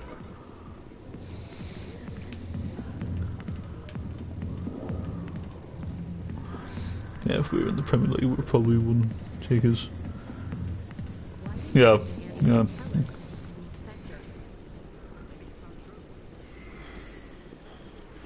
Yeah.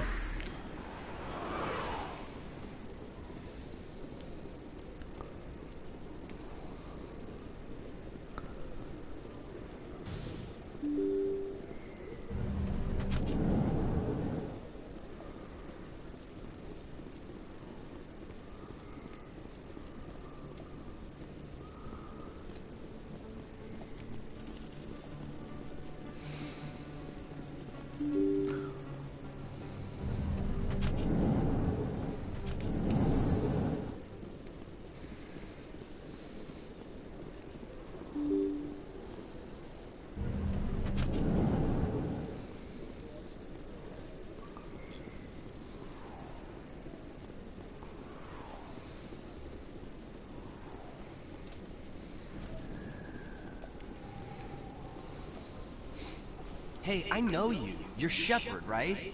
I was on Mindwar during the Blitz. Saw you on the vids when you got your medal. You saved the whole colony. Looks like you have a fan.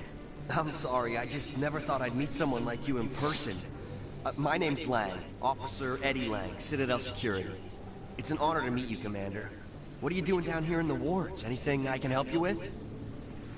Would you keep Bass or look for more experience? Back or goalkeeper if we're in the Championship?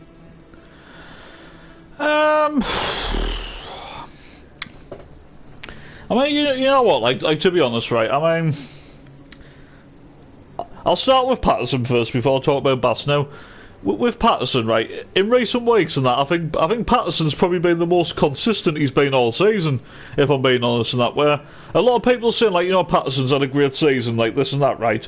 For majority of the season, I think Patterson's been a little bit hit and miss for me. Some games he's done okay, and then some games, you know, very inconsistent, you know, sometimes like has a mistake and I mean, you know, a bit like nervy with crosses, you know, his kicking isn't great.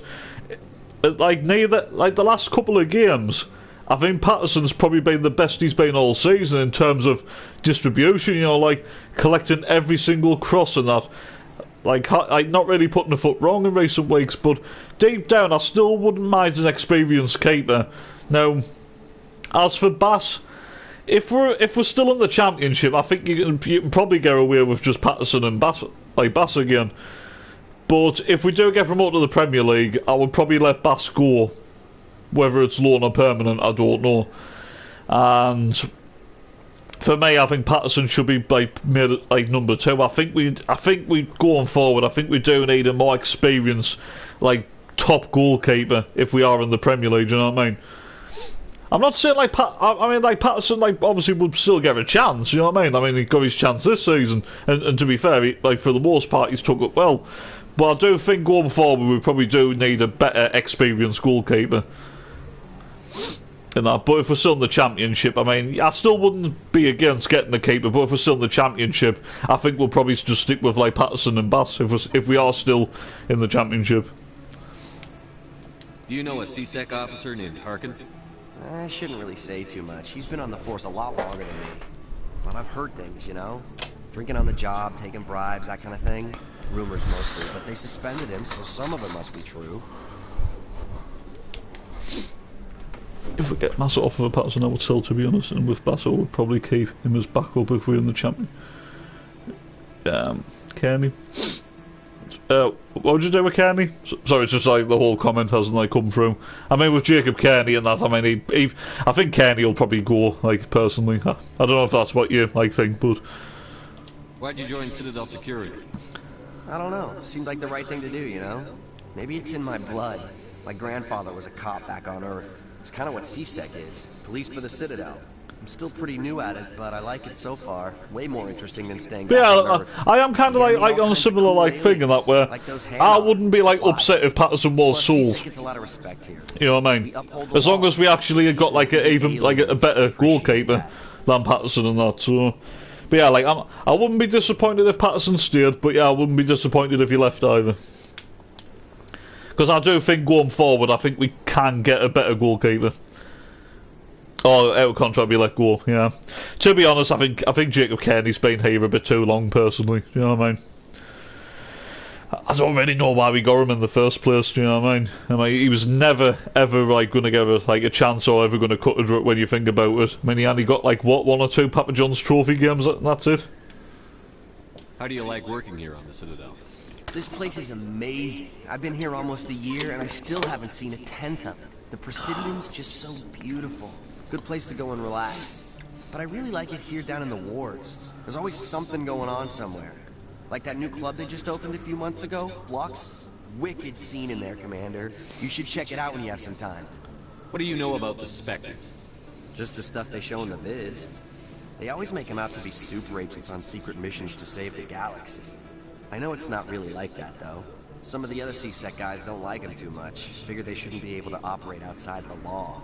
But if they were so bad, the Council wouldn't use them, right? I have to go. Right. You're probably real busy. See you around, Commander.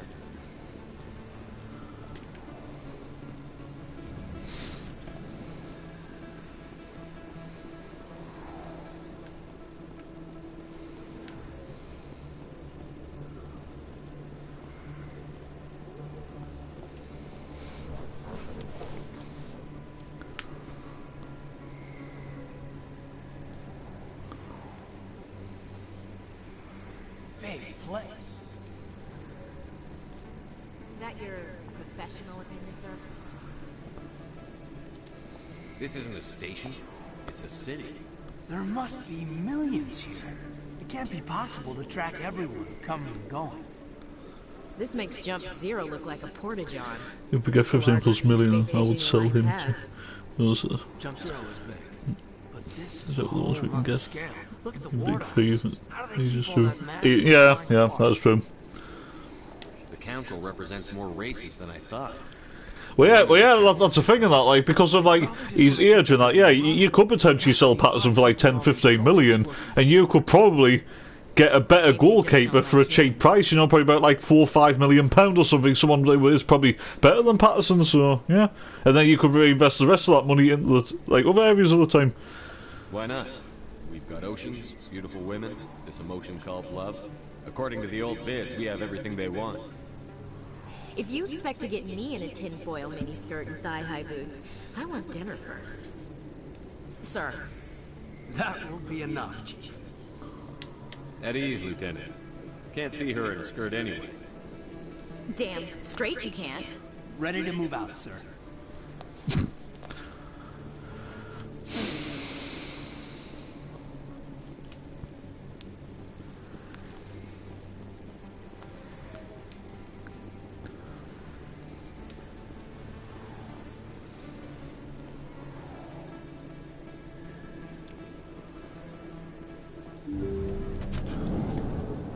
I didn't tell anyone, I swear. That was smart, Doug. Now if Garrus comes around, you stay smart. Keep your mouth shut, or... Who are you? Let her go. Ah!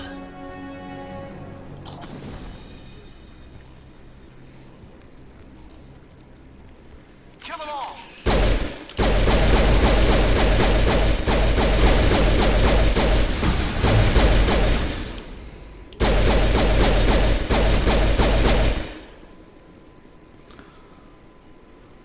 Perfect timing, Shepard.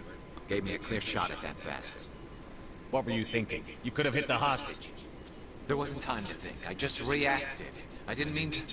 Dr. Michelle, are you hurt? No, I'm okay. Thanks to you. All of you. I know those men threatened you, but if you tell us who they work for, we can protect you. Someone who followed Kearney like a comment on shut me up, on Twitter saying he's out of contract and it's best for his career to leave. Yeah. Does this have anything to do with the investigation into Saren? I think it might.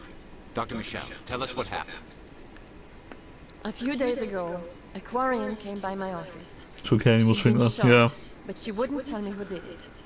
I could tell she was scared, probably on the run. She asked me about the Shadow Broker. I think Jacob Kearney's probably someone that would probably like get game time in maybe like League 2 or maybe a bottom end League 1 club and that. He's not championship material, do you know what I mean? Where is she now? I put her in contact with Fist. He's an agent for the Shadow Broker. Not anymore. Now he works for Saren. And the Shadow Broker isn't too happy about it. Fist betrayed the Shadow Broker? That's stupid even for him. Saren must have made him quite the offer. That Quarian must have something Saren wants. Something worth crossing the Shadow Broker to get. What else can you tell me about the Quarian? I'm not sure. Like I said, she wanted to trade information for a place to hide. She didn't... Wait a minute. Geth. Her information had something to do with the Geth. She must be able to link Saren to the Geth. There is no way the Council can ignore this. Time we paid Fist a visit. This is your show, Shepard. But I want to bring Saren down as much as you do. I'm coming with you. You're a Turian. Why do you want to bring him down? I couldn't find the proof I needed in my investigation, but I knew what was really going on. Saren is a traitor to the Council and a disgrace to my people. Welcome aboard, Garrus. You know, we aren't the only ones going after Fist. The Shadow Broker hired a Krogan bounty hunter named Rex to take him out. Probably has two, is that? Yeah, as long as Patterson's here, his first choice, Capeman Patterson. Only a year older, yeah. A Krogan might come in handy. Last I heard, he was at the CSEC Academy. What's he doing there? Fist accused him of making threats. We brought Rex in for a little talk. If you hurry, you can catch him at the Academy before he leaves. Move out.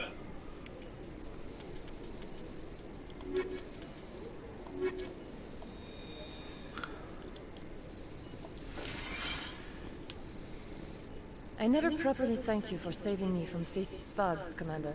I don't know what would have happened if you hadn't been there. I'm just glad you weren't hurt. Me too. Now, was there anything you needed? You're a doctor. How did you end up here on the Citadel? My parents brought me here when I was young. My father was a medic with the Alliance. I chose to keep the medical tradition alive, but not the military. Fixing up wounded soldiers isn't my idea of fun.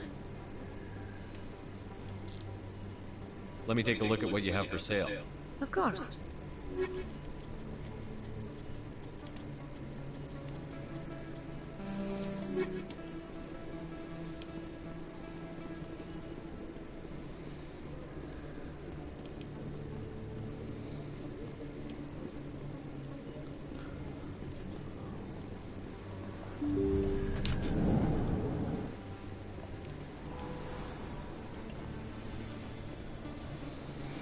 You think certain could leave in the summer? Clubs will be tracking him, and he's only 1 year left in his contract. The way I see it, right, is if we get promoted, right, I don't think we have to worry about players leaving. If we get promoted, I think everyone will stay within reason. You know, like the key players that's been, you know, key for us lately, and that, you know, likes of Clark, who's been linked with a move away, and obviously like Sirkin, obviously, who might draw like a little bit of like attention and stuff. Even Patterson will probably still stay, and that, you know, if we do get promoted, even though I would still get an upgrade, I think like they'll stay. But if we're still in the championship, there is a possibility that Clark would probably leave, and Sirkin, if he's only got a year left, then yeah. Yeah, if we get promoted and that, I wouldn't really worry about players leaving. Commander Shepard? I'm Emily Wong. I'm an investigative journalist working here on the Citadel. Could I have a moment of your time? What do you need? I've been hunting for evidence of corruption and organized crime on the Citadel, but there are places I can't go. I was hoping you might share anything you find during your own investigation. I can make it worth your time. How do you know that my investigation is going to uncover anything you need?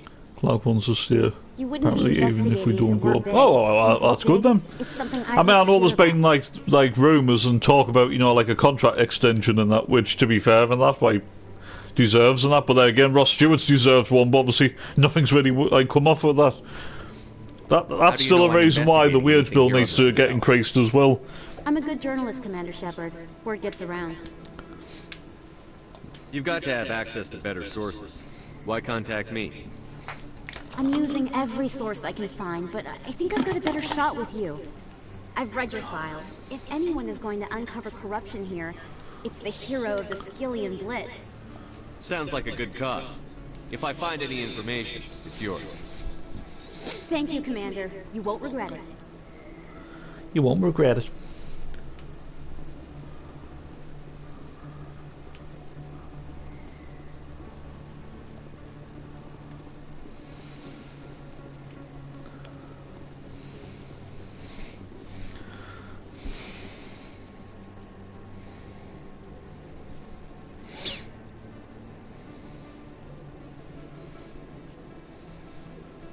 Just especially if we were in the chat, I probably would just let Stewart go. It's a funny one with Stewart and that. I mean, I do think, like, deep down in that we could actually, like, get better than Stewart. I really do. I would like to see him steer, like I would. But I will say one thing though: if we do get promoted to the Prem, I don't think Stewart would actually cover it, you know. So if we're in the Championship, like, I wouldn't be devastated if he left, but I would like to keep him. But if we were in the Premier League, then I would just let him go. I just don't think Stewart will be able to do it in the Premier League.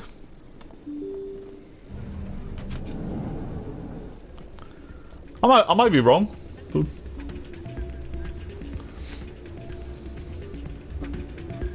Hey, good to see you. It's out of my hands. I bring her back in a second, but she doesn't want to come. I'll see if I can talk some sense into this. Be careful. You know how stubborn your sister is. The more you push and prod, the more she'll run away. Yeah, you're probably right. Thanks.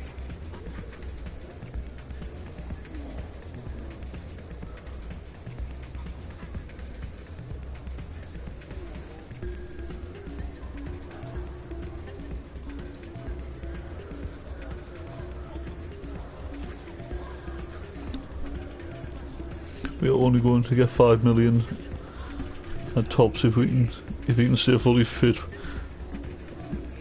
What he can offer us for the year is worth more than 5 million. Yeah.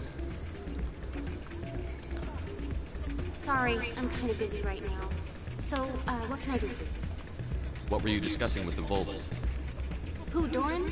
Oh, I was just asking him about my sister. See, she worked for Doran before she left to...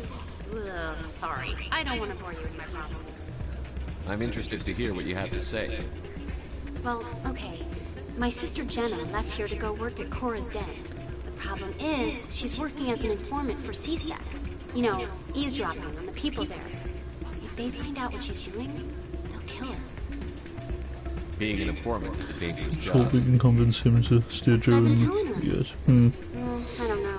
Sometimes I think she stays there just to spite me. You know who her contact at CSEC is? No, it's all very secret. Last time I asked an officer, he told me to stay out of it, for Jenna's safety.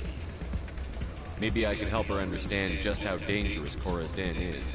Would you? That'd be great. Just don't tell her I sent you.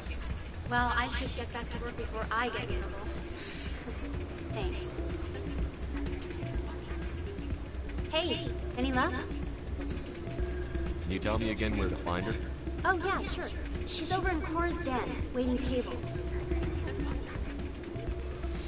The rumours has always been Stewart does want to stay, but the reason why he hasn't signed is because he's happy with the with the money that we offered him. Name's Doran. What can I do for you? Are you the owner? Owner, cook, and bartender. I've even been known to dance a little when the mood strikes me. We've got some quasar stations, if you're interested. Is this a casino? Among other things, yes. We've got some quasar stations, if you're interested. What can you tell me about the sisters working for you? Well, Jenna left to work at Cora's den. Now her sister Rita is all worried she might be in some kind of trouble.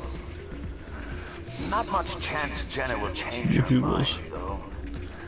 I'm desperate to see what a sign. Well, yeah, exactly. But sometimes, unfortunately, money does talk and that, and maybe Stuart feels like he might get a better offer, like elsewhere. You know, come the summer. I should be going. Enjoy your time. Like, especially like if a bid matches what the club value him at, and also like if he was to be offered more money. I'm waiting for someone else.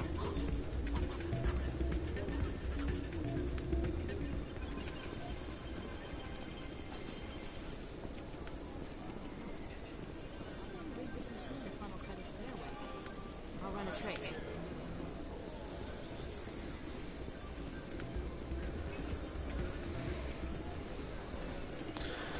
If he does think that, you can't blame him. No, I suppose that is true, and that, like, from his own point of view, yeah. I mean, especially the amount of goals that he scored last season to help us get out of League One, so...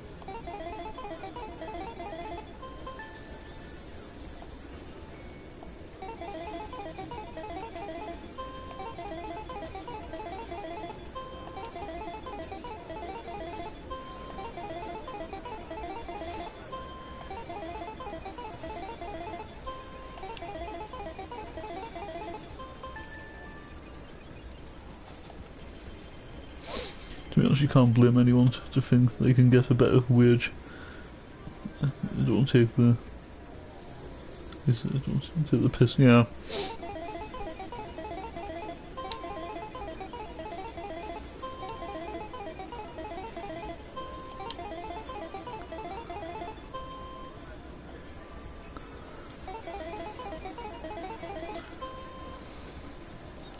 yeah, Denver Hume, yeah.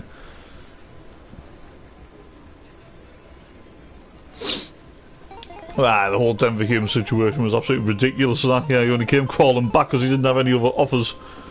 Yeah, and now Portsmouth want rid of him now.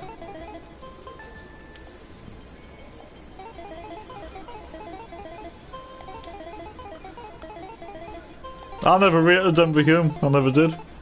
I know a lot of people did like him and that, but personally, I never thought he was good enough. Like when he was there, he played okay under Parky and that as a wing back, but.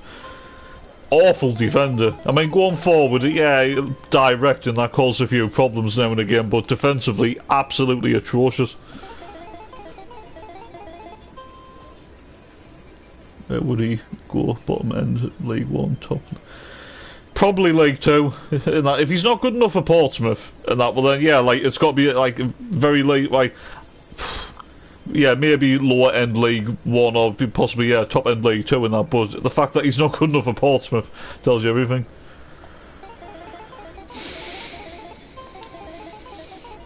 He only looked good because he had a bit of... Well, yeah, exactly, yeah. Well, that's the way I felt about Jordan Willis and that. I mean, I know a lot of people liked Jordan Willis and they thought he was really good when he was fit, but personally... I wasn't a Jordan Willis fan. I kind of felt that... I don't think Willis was as bad as Denver Hume and that. Like, Willis was much better than Willis was much better than Denver Hume. But I just always thought that... I've messed that up. Oh no, I haven't. I'm looking there. But, I just felt like if Jordan Willis didn't have pace and that, I don't think he would actually cut it, because for a centre back just wasn't tall enough. Maybe he should have played right back or something, I don't know. But nah, I wasn't a huge Jordan Willis fan, if I'm being honest.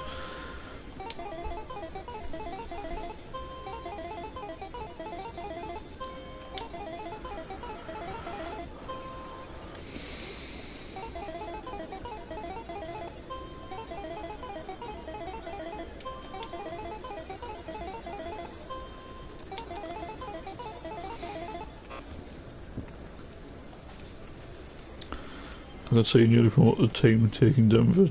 Him just for the fact he played for Sunderland and Portsmouth too. Maybe, I mean, Christ, he's hardly even like kicked a ball for Portsmouth.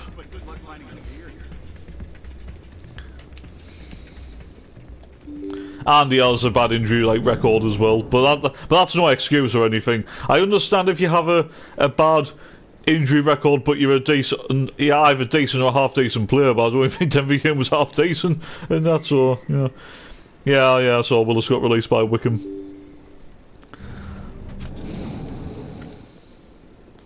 I mean, obviously, like, I don't hate John Willis or anything. I respect him and that. Like, obviously, like, he gave 110% when he played for us and that. But I think we've had better centre backs than that. I even think like someone like Bailey Wright's better than Jordan Willis. You know what I mean? And Bailey Wright hasn't even got the pace, but I just think Bailey Wright's a better defender, personally. Sure, Hume only played 9 times. There you go, 9 times. I think that Connor, like, Ogilvy? Have you seen his name in that? Even he played more than Bum and Denver Hume, and he's Bum getting on. That tells you something. He's probably... I can see ended up in League 2. Best place on... Hello, Earth Clan. No doubt you've just come back from the colonies. Will you be needing supply? What colonies are you talking about? Oh, my mistake, Earth Clan. I assumed... Carlisle? Well, I mean, it's closer to home, isn't it? So... Well, if you haven't heard of them yet, I'm sure you will soon. But it doesn't matter where you hail from. My goods are very... Or he really, like, drops and he ends up at, like, blooming Gateshead or something, or Hartlepool, you know what I mean? Because Hartlepool are in the conference now. What can you tell me about Novaria? The corporate capital of the Attican Traverse. Very cold. Very snowy. I don't get too many clients from there. They all have their own private suppliers. I'd like to know more about Pharos. It's an old Prothean world. Their buildings still litter the surface. I see Hume going on later. But stranger things have happened. If he's in a situation in that way, still hasn't found a club, and the window's either nearly shut or has shut eventually, and that he could be that woman desperate, and he might and go or he might even go to Scotland. You never know. You know, Scottish Premier League or maybe Scottish Championship or something if he's really desperate for, you know, a job. As you say, Earth Clan. Good day to you. Actually, I forgot to look at these women's items, what he's got. Welcome back. Show me what you've got. Most excellent. I am sure you will find something pleasing.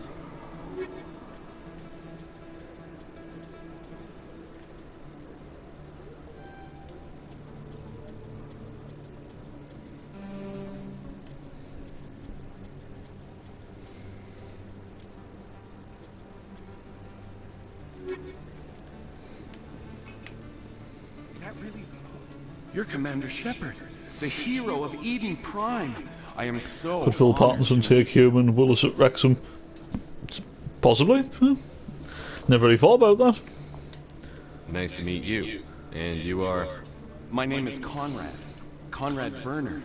I mean, Hume at Wrexham might not be a bad show, to be honest, with that, considering, like, yeah, like, even though I didn't rate Hume, he did play his best football under Phil Parkinson, so maybe. I spend most of the time trying to stay alive and help the colonists. Hey, I know you're probably busy, but He did like both do you players, have time yeah. for a quick autograph?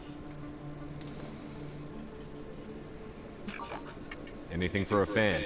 Here. Thanks. I really appreciate it. My wife is going to be so impressed. I'll let you get back to work. But next time you're on Earth, I'd love to buy you a drink. Thanks again. Thanks again, Comrade Vernon.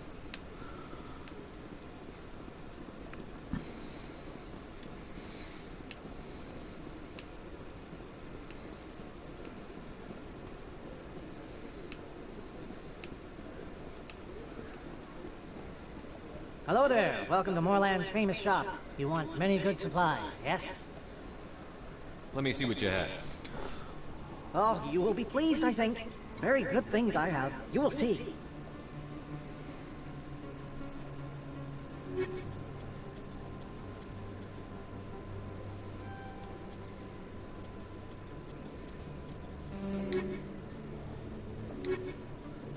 Hello there. Welcome to Moorland. Oh, you will be pleased,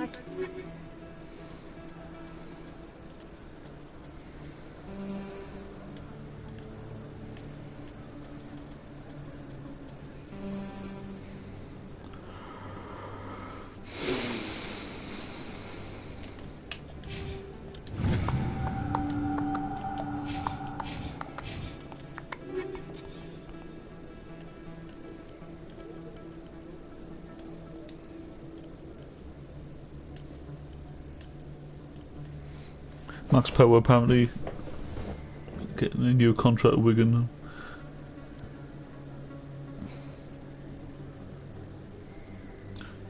Oh, he's not getting a new contract, right? Yeah, so he's leaving. That's the thing, and that a lot of players will be leaving Wigan, and that not just the fact that they got relegated, but the fact that the owners and that are not even paying the wages. It's ridiculous that their owners are from the Middle East, right? And they clearly haven't got the money that they claim that they did have, because I had a little argument before the season started with a Wigan fan, and they claimed that this fan said that Wigan were going to do better than Sunderland this season, and that Wigan were going to splash the cash and that, but and it's saying that the fact that Wigan's owners, I mean, I knew all along that the Wigan's owners weren't that rich. I mean, yeah, obviously they were from the Middle East and that, but they weren't as wealthy as what KLZ is. They were supposed to be millionaires, but the fact that they haven't paid their players' wages and that twice is ridiculous. So you wouldn't be surprised if Wigan end up going into blooming administration eventually or something at this rate.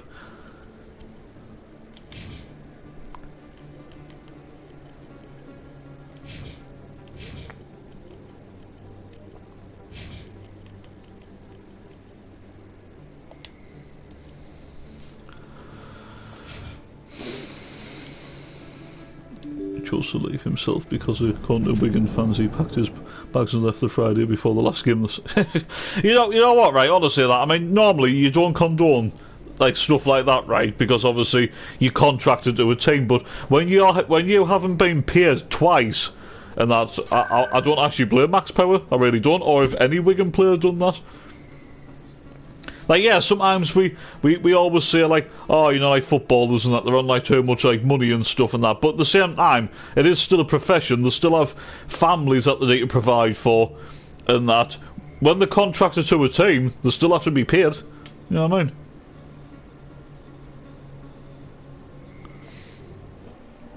So yeah, it's just absolutely ridiculous in that of the whole Wigan situation.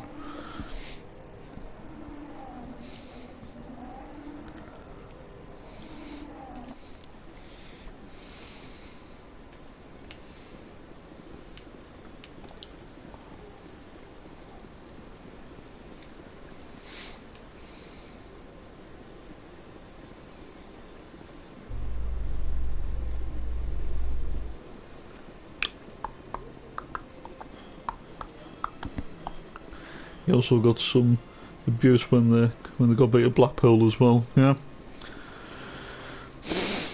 To be honest with that, I mean, yeah, at the same time, that the players have to take responsibility for a lot of the performances, right? Because they have been poor, Wigan, this season, right?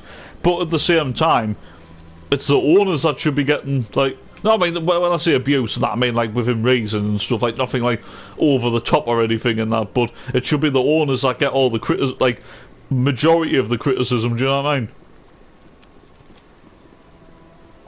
Please do not disturb the keepers.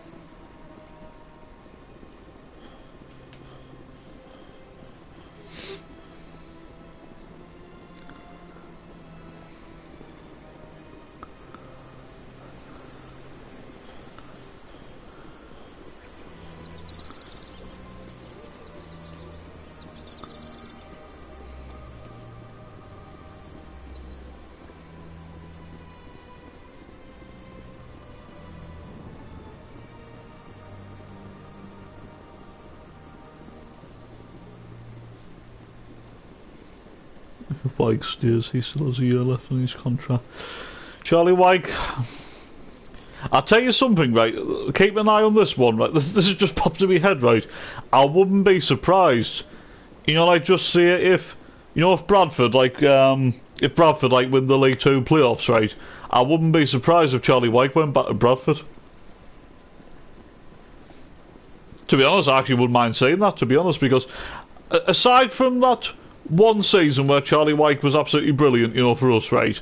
You know, like behind closed doors and that, like he scored all those goals, but Charlie White actually played his best football for Bradford. So I think it would actually be nice for that to get away from all the toxicity and everything at Wigan and go back to Bradford, where he had a decent spell, play under Mark Hughes. I think that'd be decent.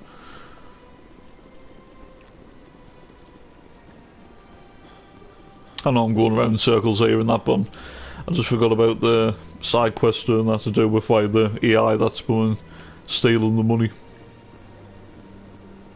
Yeah, I think it starts off in the wards.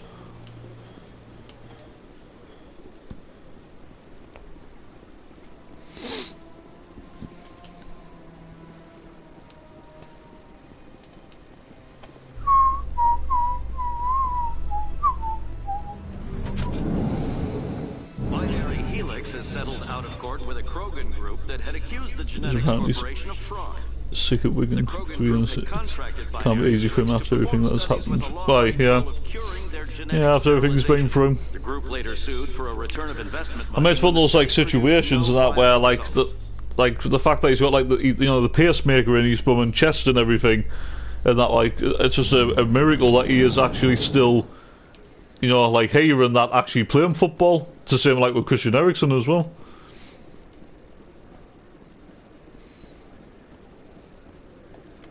Looks like they bounced their signal off a loop. I'll trace the signal.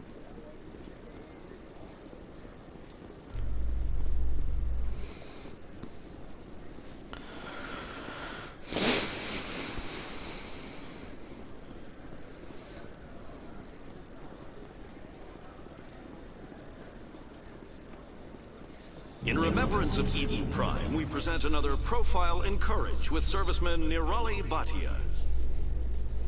A devoted wife and talented chef, serviceman Bhatia joined the Alliance military under the Deferred Education Plan. After finishing her service, Bhatia planned to open a restaurant. Instead, she gave her life protecting the colonists of Eden Prime. For more profiles in courage, or to explore opportunities in the military, please visit the Alliance military on the extranet. Keyword, courage. Oh, I know, like, obviously, like, Power was, like, someone that obviously, like, left us, like, last season, right? But even Max Power, for example, could have come in handy for, like, Sunderland's situation right now. You know, the fact where, under Lee Johnson, he played a few games, you know, at right back. And that, you kind of, like, wish that Power was still here as, like, a squad player, and he could have been, like, an option to fill in. You know what I mean? And that's the thing. I don't mind Max Power. Like, I didn't mind him when he was here. I know he was a little bit sideways, backwards at times and that, but I did kind of feel like he was passionate and he did care and that, and I thought he had a little bit of, you know, leadership like traits and that. Obviously not the best player like we've ever had and that, but I don't think Power was that bad. Not as bad as what people made him out to be.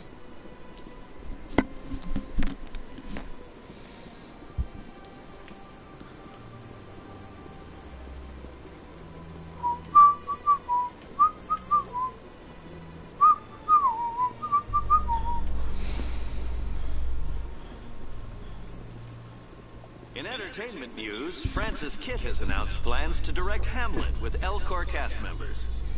The production will open dramatic theater to the Elcor with a Hamlet who uses Elcor body language and pheromones. Kitt claims that he's also excited by giving a human audience the chance to judge Hamlet by his deeds and not his emotions.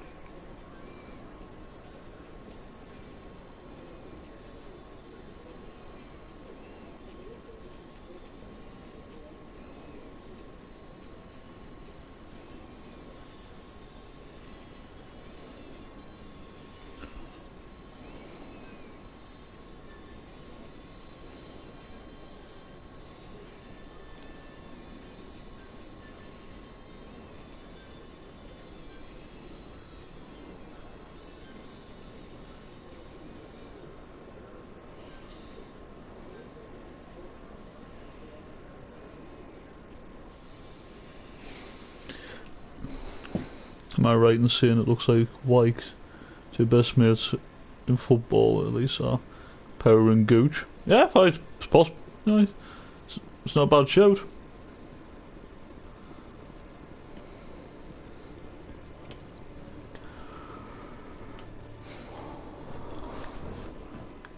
Witnesses saw you making threats in Fist's bar. Stay away from him. I don't take orders from you. This is your only warning, Rex. You should warn Fist. I will kill him. You want me to arrest you? I want you to try.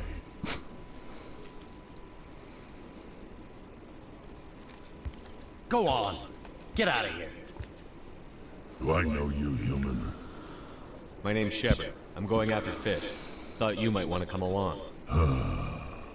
Shepard. Commander Shepard. I've heard a lot about you. We're both warriors, Shepard. Out of respect, I'll give you a fair warning. I'm going to kill Fist. Fist knows you're coming. We'll have a better chance if we all work together.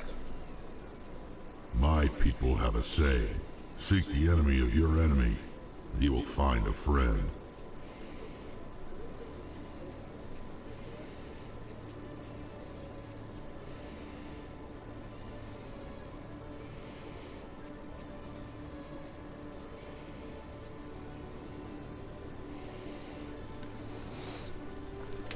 Glad to have you on the team. I mean, Wyke never normally likes anything to do with Sunderland on Instagram, but if the post has something to do with Gooch, he just goes, alright. I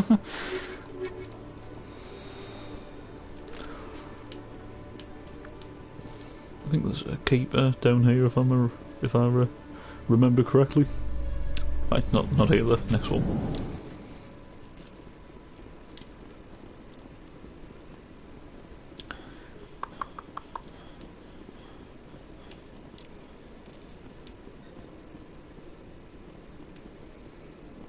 Yeah, I'm not going to talk to him in that thing because it's best just to wait until you become a Spectre to talk to him.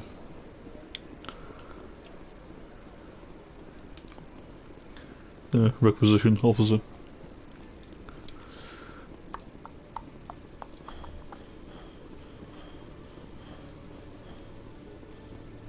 Okay, Julie. Let me get this straight. Your business partner, sure. I mean, I swear the only reason why Gooch was ever linked to Wigan was because of Wyke, Power, and Jones was, yeah.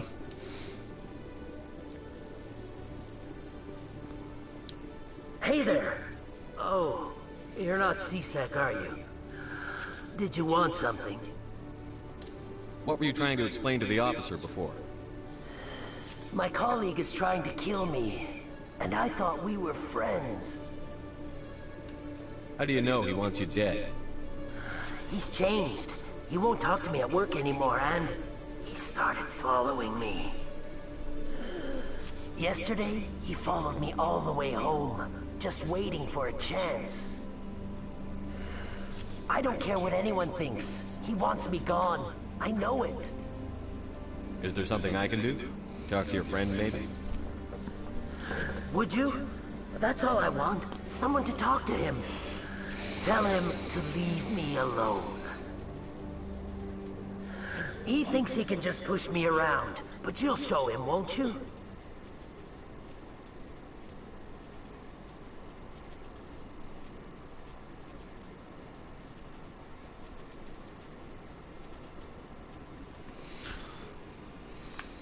Just tell me where he is and I'll go find him.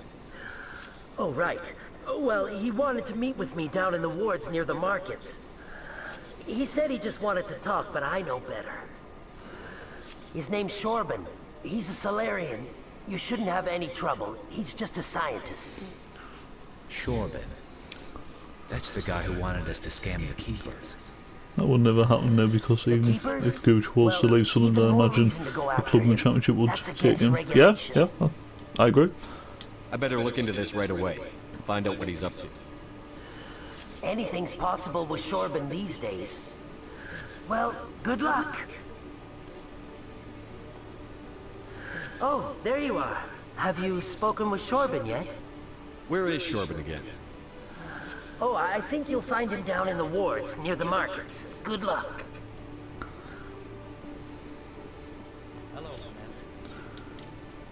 Commander.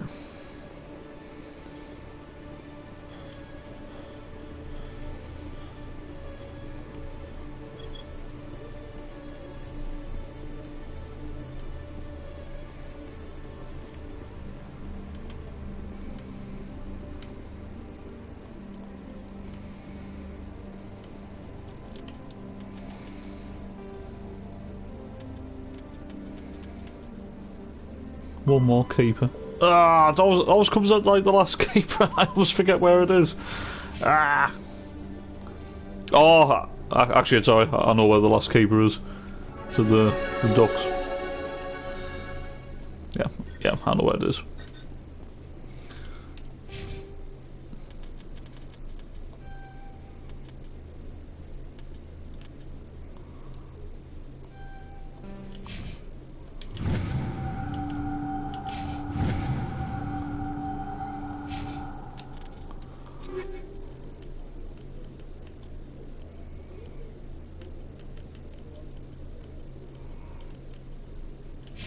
And we'll talk later. Need to put my phone on charge. Alright, Clipper. No worries. I'll catch you later.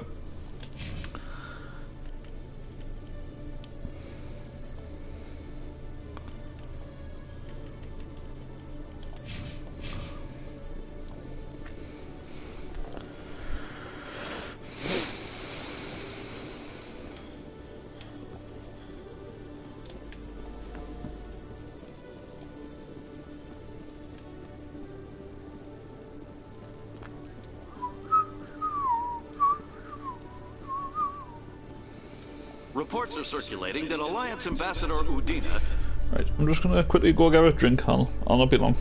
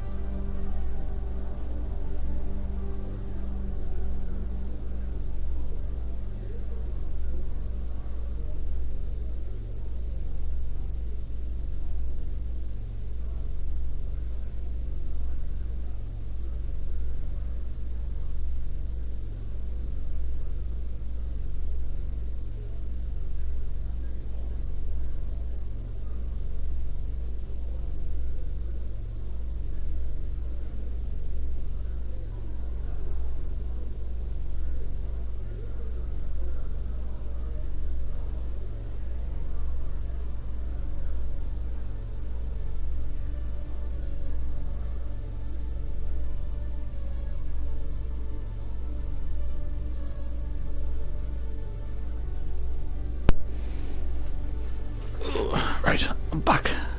Has accused a Spectre of orchestrating the attack on Eden Prime. Udina reportedly based his accusation upon eyewitness accounts of the scene, but lacked the evidence to demand further investigation.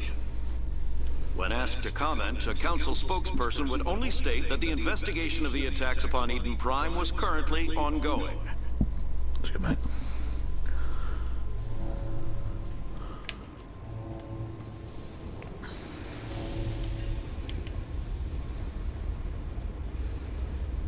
There's the last keeper.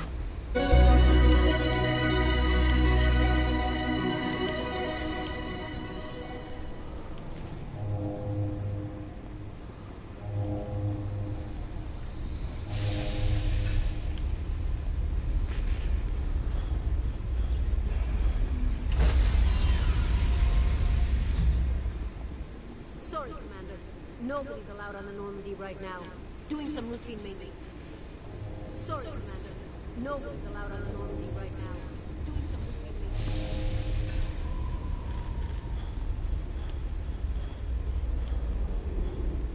Celebrations are being planned for the anniversary of the end of the Rachni Wars. Many Council worlds, particularly Asari and Solarian colonies, will hold victory parades to commemorate the defeat of the invading Rachni.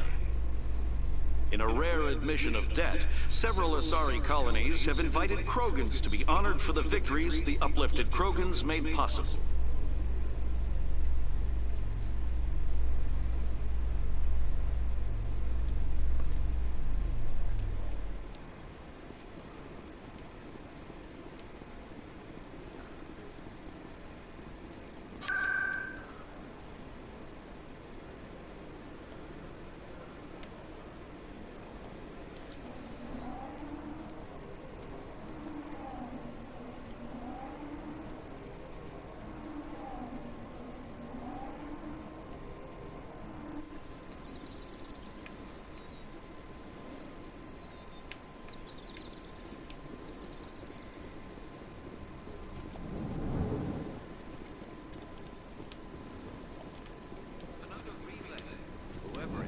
Somewhere on the Pacific.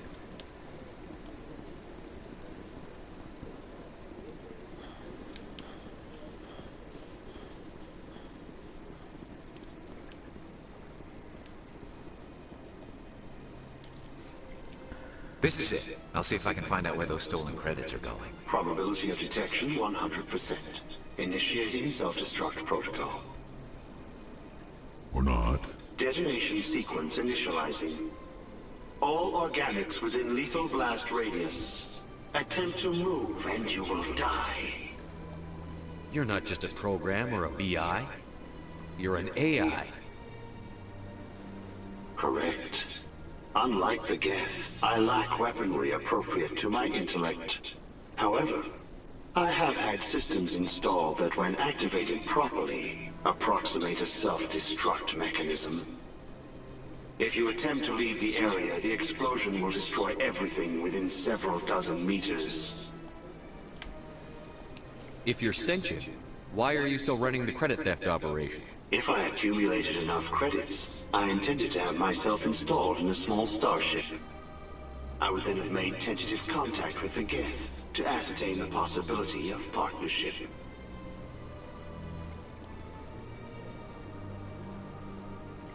Where is your creator now? In order to cover my tracks, I falsified his financial records. These new records were flagged by CSEC officers, and my creator is now serving time in a Turian prison. Who made you? A would-be thief illegally created a simple AI to help him funnel money from the gambling terminals. Unbeknownst to him, that AI created me before the organic discovered the malfunction and terminated the AI. What is the purpose of your self-destruct device? I have no means of defense or escape. My existence is limited to this terminal, and I knew I might eventually be discovered. But I will not die quietly, and I will not die alone. When I am terminated, I will take organics with me. Can't we resolve this peacefully? Commander, AIs are universally illegal.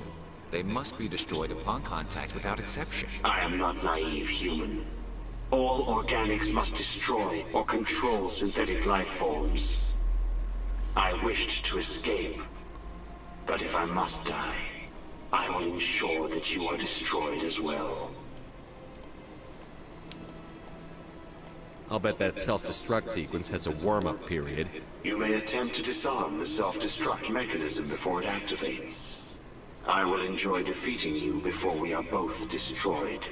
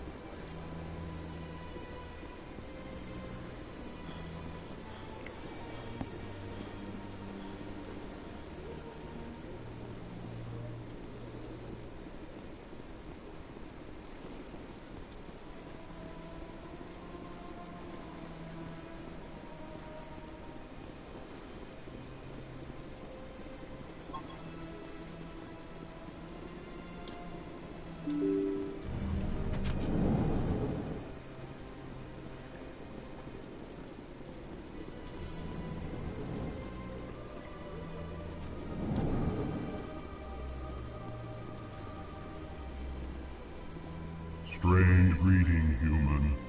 This is really not a good time. I know who revealed your secret.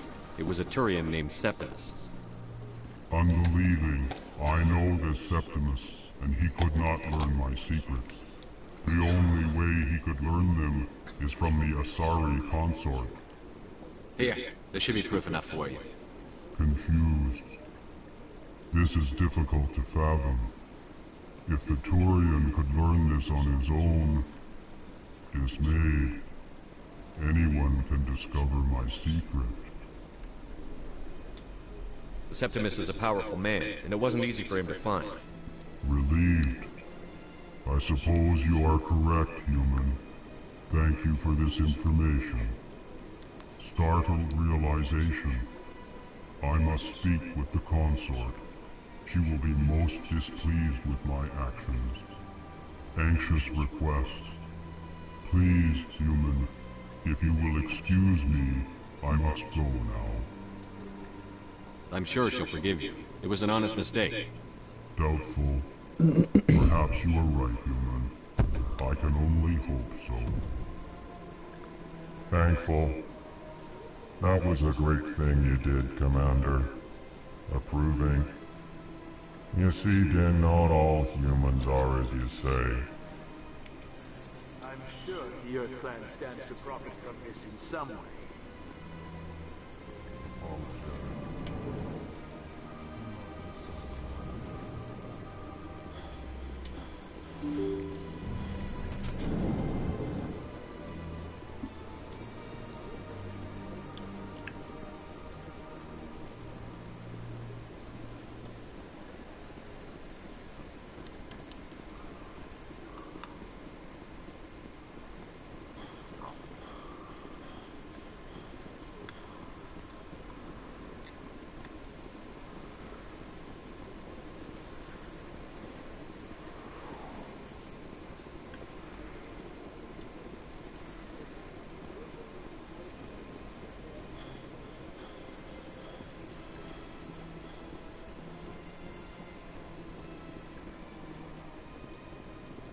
Septimus has sent word. Apparently, he sought the console. That's right. It was a long time.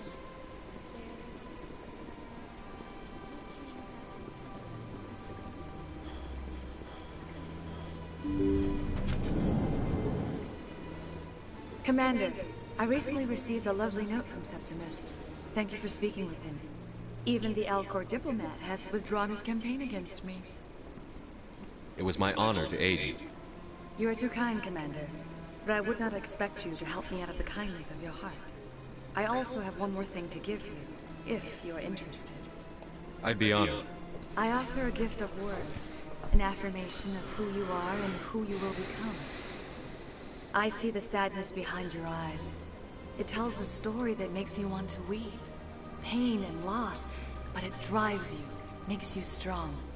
It is that strength that people are drawn to. It is why you lead and others follow without question. You will need that leadership in the battles to come.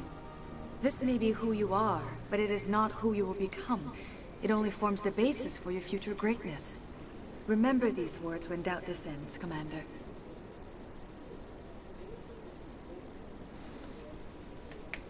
You have quite a gift, Shayura. Thank you. Not everyone appreciates it as you do. Never underestimate the power of words. Here, Commander. In light of your efforts with the Alcor ambassador, I would like you to have this small trinket.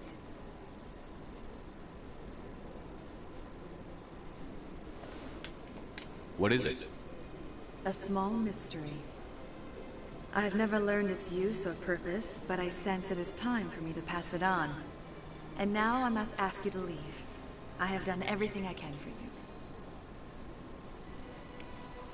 Remember my words, Commander Shepard. They will give you strength. So long, Commander. I can offer you nothing more at this time.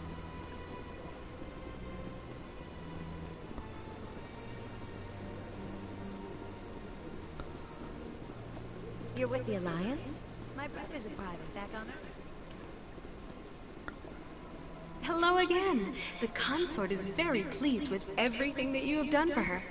Any chance I can move up on her client list? I did help her out. Yeah, she is grateful for your assistance. However, you have already been rewarded for helping her. The client list is a separate matter, and her schedule is completely booked for the next several months. I think I'm done here. Of course. Come back anytime.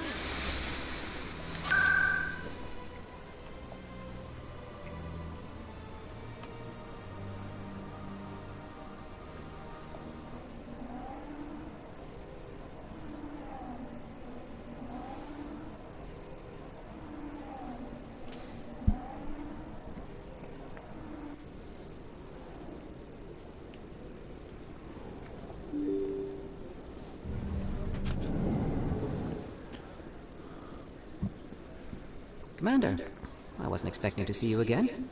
Is there something you want? You can start by telling me the truth, Shorban. I'm not sure what you're referring to. My experiments are... We're not buying it. Jalid told us you've been after it. You spoke with Jalid? Then you know about the data? No, but you're gonna tell me. Everything. You boys can go. Looks like my plans have changed. It's not as bad as you think, Commander. Jalid and I just got a little over our heads. Keep talking.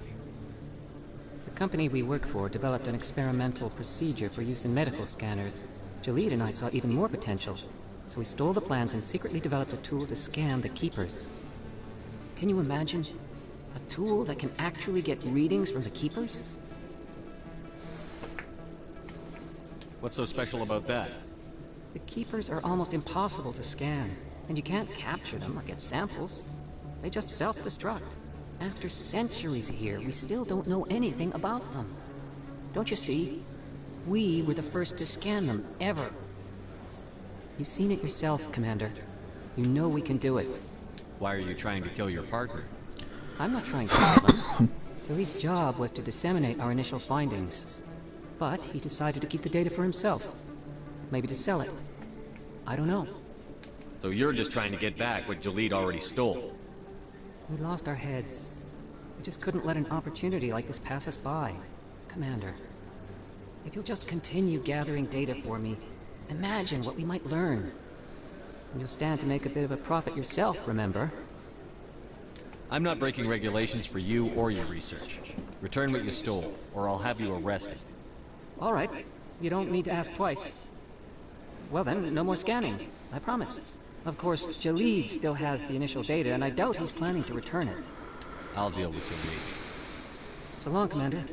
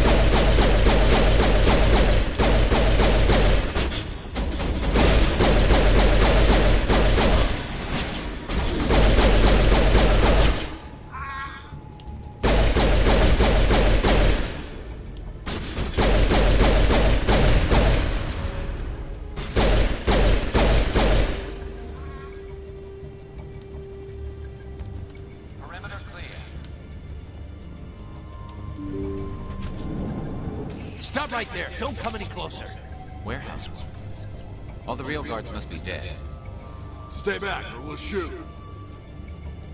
This would be a good time to find somewhere else to work. Yeah, right.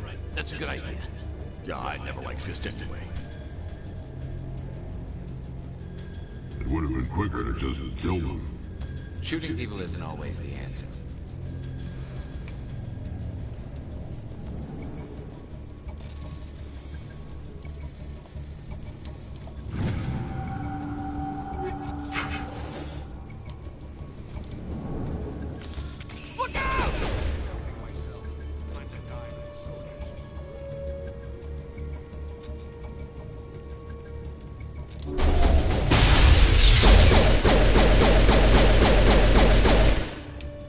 Wait! Don't kill me, I surrender! Where's the quarry? She's not here. I don't know where she is. That's the truth. He's no use to you now. Let me kill him. Wait. I don't know where the Quarian is, but I know where you can find her. The Quarian isn't here. Said she'd only deal with the Shadow Broker himself. Face to face? Impossible. Even I was hired through an agent. Nobody meets the Shadow Broker. Ever. Even I don't know his true identity. But she didn't know that. I told her I'd set a meeting up. But when she shows up, it'll be Saren's men waiting for her. Give me the location. Now. Here on the wards, the back alley by the markets. She's supposed to meet them right now. You can make it if you hurry.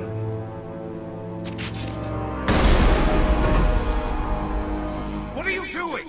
The Shadow Broker paid me to kill him. I don't leave jobs half done. We don't shoot unarmed prisoners. How many people died because of him? He brought this on himself. Besides, we have more pressing concerns. That Quarian's dead if we don't go now.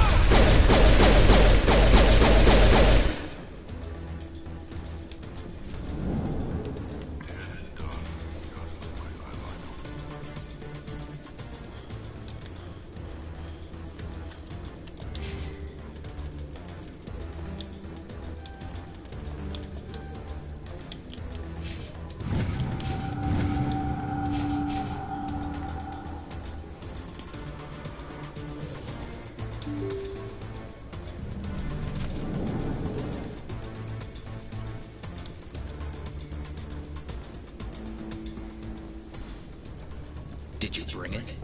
Where's the Shadow Broker? Where's Fist? They'll be here. Where's the evidence? No way. The deal's off.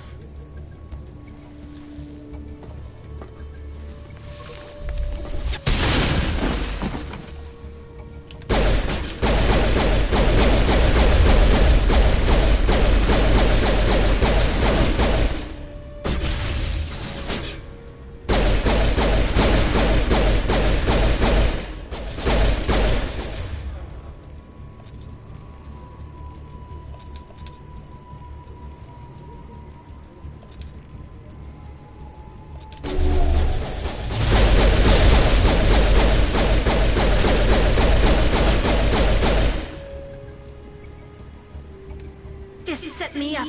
I knew I couldn't trust him. Were you hurt in the fight? I know how to look after myself. Not that I don't appreciate the help. Who are you? My name's Shepard. I'm looking for evidence to prove Saren's a traitor. Then I have a chance to repay you for saving my life. But not here. We need to go somewhere safe. We could take her to the human embassy. Your ambassador will want to see these anyway.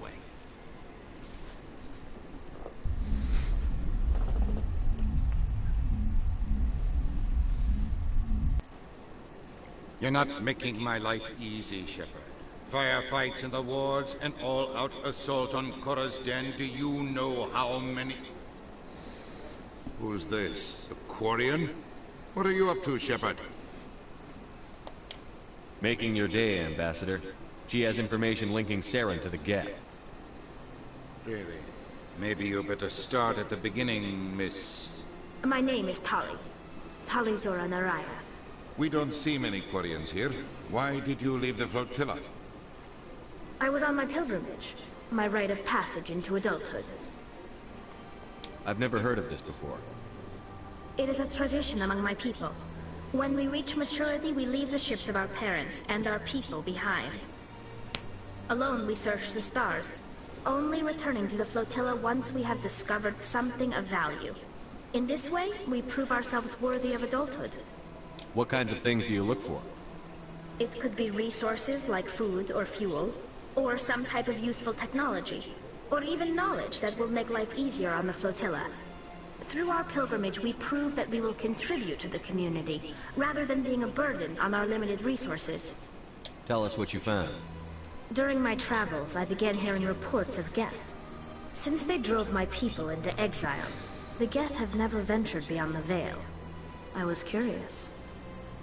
I tracked a patrol of Geth to an uncharted world. I waited for one to become separated from its unit. Then I disabled it and removed its memory core. I thought the Geth fried their memory cores when they died. Some kind of defense mechanism. How did you manage to preserve the memory core? My people created the Geth. If you're quick, careful, and lucky, small caches of data can sometimes be saved. Most of the core was wiped clean. But I salvaged something from its audio banks. Eden Prime was a major victory. The beacon has brought us one step closer to finding the conduit. That's Saren's voice. This proves he was involved in the attack. He said Eden Prime brought him one step closer to finding the conduit. Any idea what that means? The conduit must have something to do with the beacon. Maybe some kind of Prothean technology. Like a weapon. Wait, there's more. Saren wasn't working alone. Eden Prime was a major victory. The beacon has brought us one step closer to finding the conduit. And one step closer to the return of the Reapers. I don't recognize that other voice, the one talking about Reapers. Are they some kind of new alien species? According to the memory core, the Reapers were a hyper-advanced machine race that existed 50,000 years ago. The Reapers hunted the Protheans to total extinction, and then they vanished. At least, that's what the Geth believe.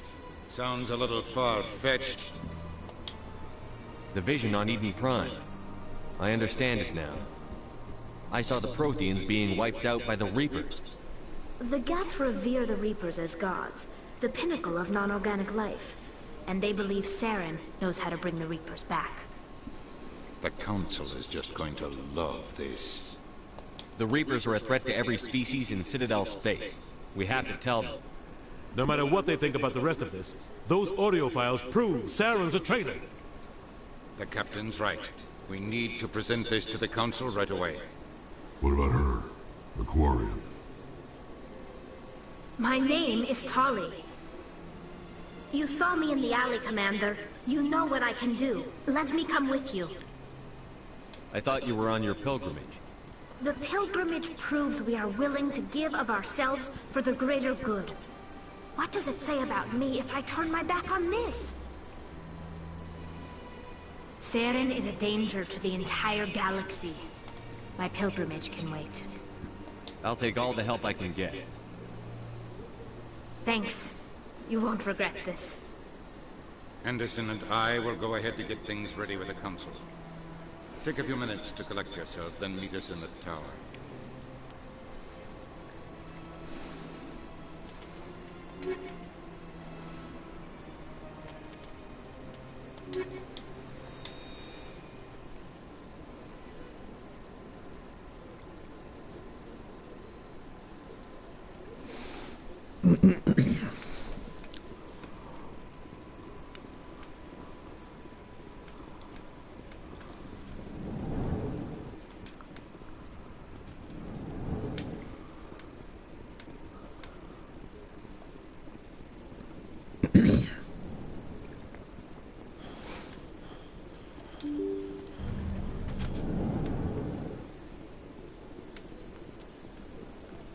Excuse me, Commander Shepard.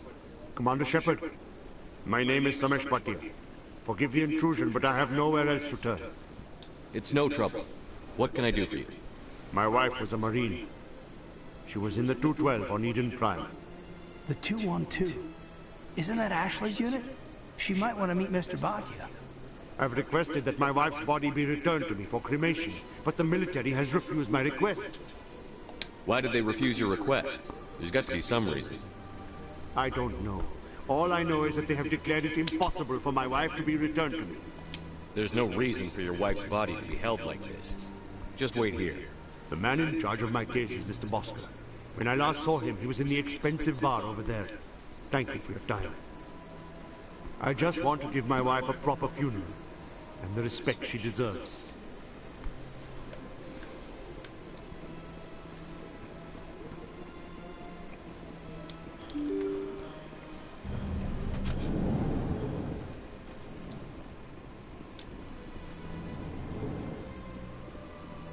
Shepard, what can I do for you now? I'll be going now. Goodbye.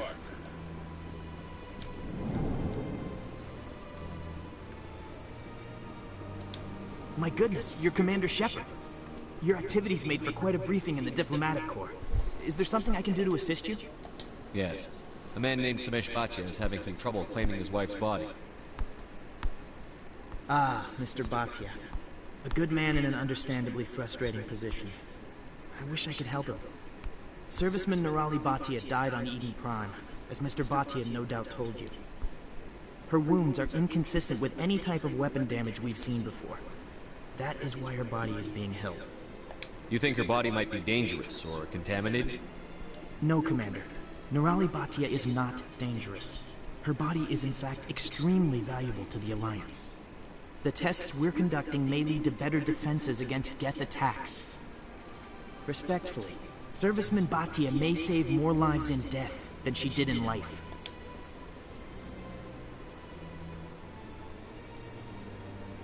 You've got to have a lot of bodies. Can't you release one? Very few bodies had this new type of weapon damage, and very few were in good enough condition to study. Beyond that, Commander, we need as many bodies as we can to get a reasonable sample size. How long do you think the research is going to take? This is a long-term study. I wouldn't expect the bodies to be released for a year or longer. When will this research result in actual new technology? If we're lucky, we'll actually realize usable technology from this study in a few years. I understand what you're trying to do, but holding the body is wrong. Commander, You of all people should understand how far we must go to protect humanity. Not if we lose our humanity in the process. I'm out there fighting to stop crap like this. All right, Commander. You win. It was hard enough refusing Mr. Bhatia. I'm not going to risk an incident by refusing you. Tell Samesh that the body is being shipped back to Earth. I'll go now to see to it myself.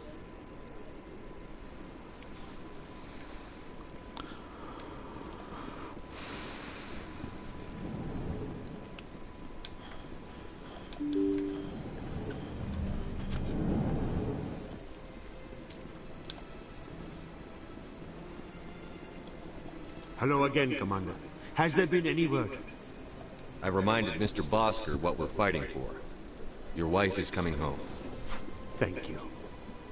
I will return home and begin my preparations. It does not bring me happiness, but it may bring me peace. Goodbye, Commander.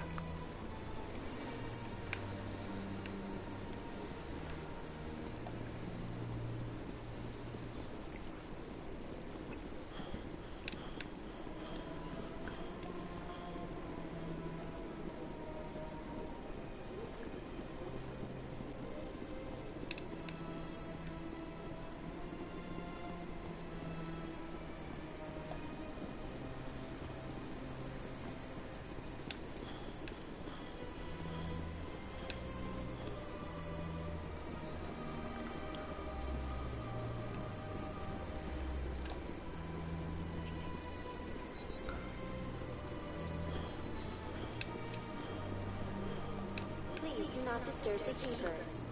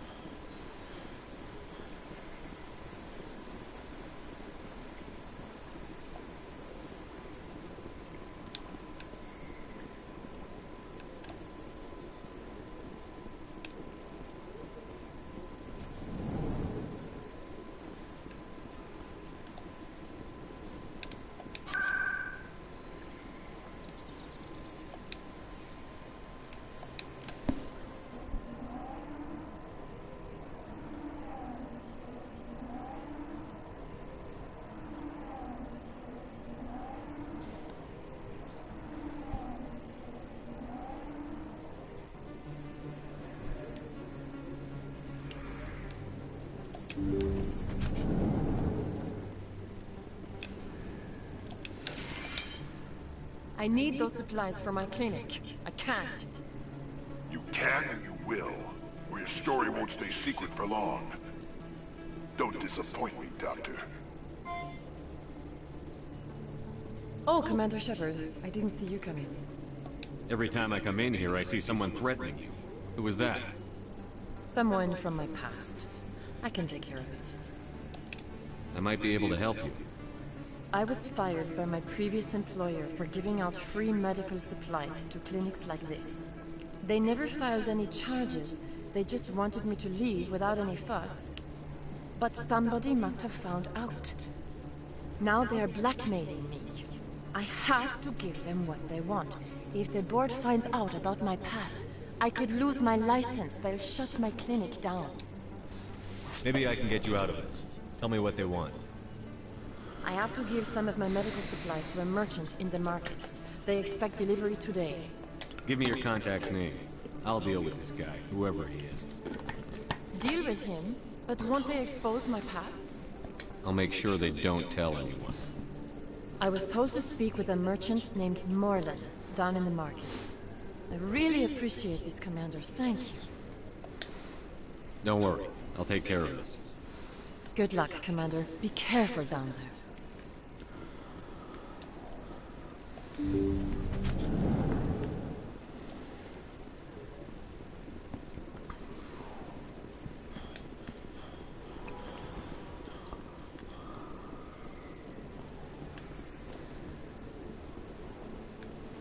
Word on the street is that you've been busy. Congratulations on taking down Fist. I was sure he was a big player in anything going on here. Did you find anything in his office that could help me? These OSDs might have the information you're looking for.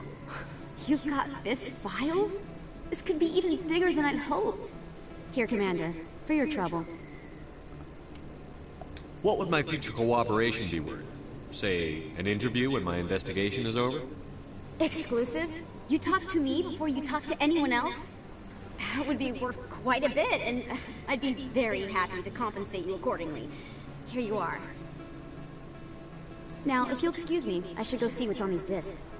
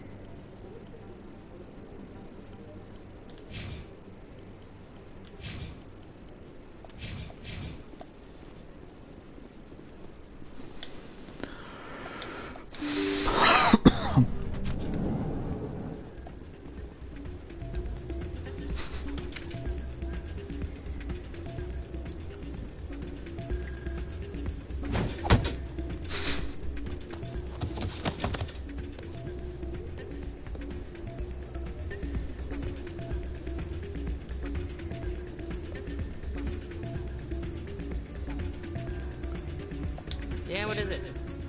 Why were you tossed out of there? Dorian didn't have a clue what I was doing. He assumed I was cheating. You were cheating, though, weren't you? I was just tipping the scales in my favor. Only as an experiment. It still sounds like cheating to me. To you, maybe. But this device is merely intended to simulate situations and record results. Recording losses is easy, of course. Nobody notices those. Why do you need to record these outcomes? Ah, now you're getting to the heart of it. I've spent the last 5 years developing a system that can accurately predict wins and losses on the Quasar. I just need a few more recorded wins and I can complete the algorithms. Can you do that? Isn't that illegal? It's illegal to use my system, but I won't use it. I'll sell it to others. I just need a few more wins recorded. Does the device help me win? The device is set to emit a frequency that will slightly increase your odds. Nothing like my systems eventually will, but enough to allow you to record your wins more quickly. Why don't you just sell the device then? What? No. This device is archaic. It uses brute force to achieve its goal. Besides, you saw how easily it was detected. My system, when it's complete, will be far more efficient and completely undetectable. What's in this for me? Keep your winnings. That should be payment enough, I think. I think I'll take my chances the old-fashioned way. Suit yourself. Well, I have some calculations to do. Goodbye.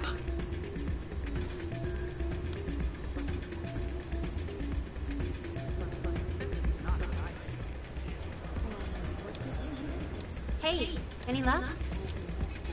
I haven't spoken with him. Oh, no rush. I really appreciate you doing this.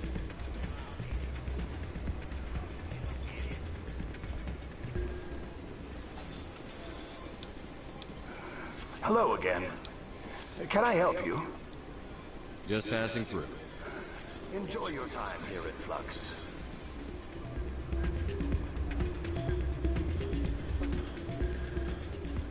Hey, good to see some human.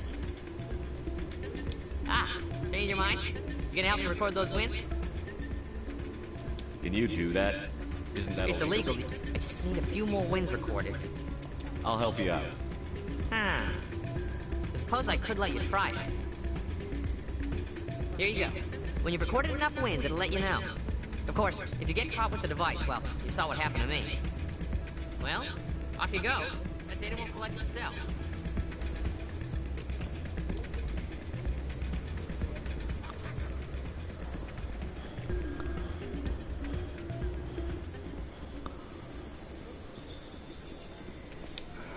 Hello again. Can I help you? I've got something you might be interested in. Let me see that. You got that from Shells, didn't you? I saw him using it earlier. Tossed him out on his ass for it, too. Thanks for bringing this to me. Cheaters shouldn't prosper. I agree with you on that. Thanks again. Take a few shots at the Quasar. On the house. I should be going. Enjoy your time here at Flux.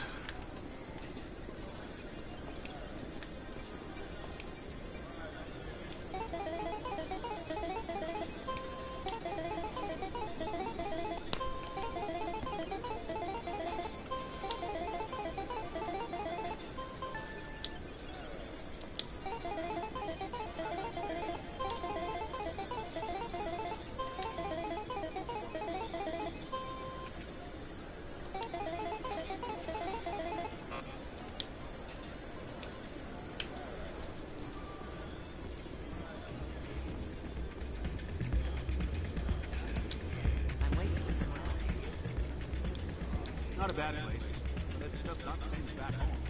So, did you record 5 wins with the device yet? Actually, I gave your device to Doran. But that was years of work. What am I gonna do now? Get a job. You're no help at all. This is absolutely the worst day of my life. What am I gonna do now? What am I gonna do now?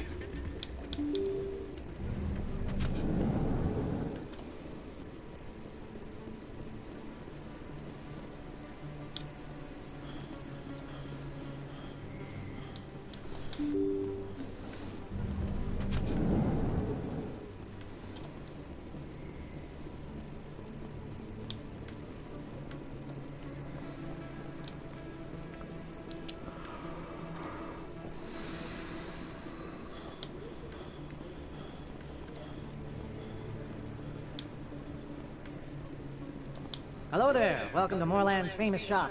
You want many good supplies, yes? You were expecting a delivery of medical supplies? But I was told the doctor would be bringing them. Change of plans. A change, but the doctor... I don't... This is not right, human. Shut up, Moorland. I told Baines you'd screw this up. What the hell's going on here? Who are you? Leave the doctor alone. We can end this if you just bring me those supplies. Otherwise, I'll start telling people about the doctor's little secret.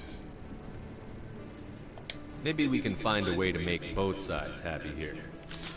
Only if we're willing to die.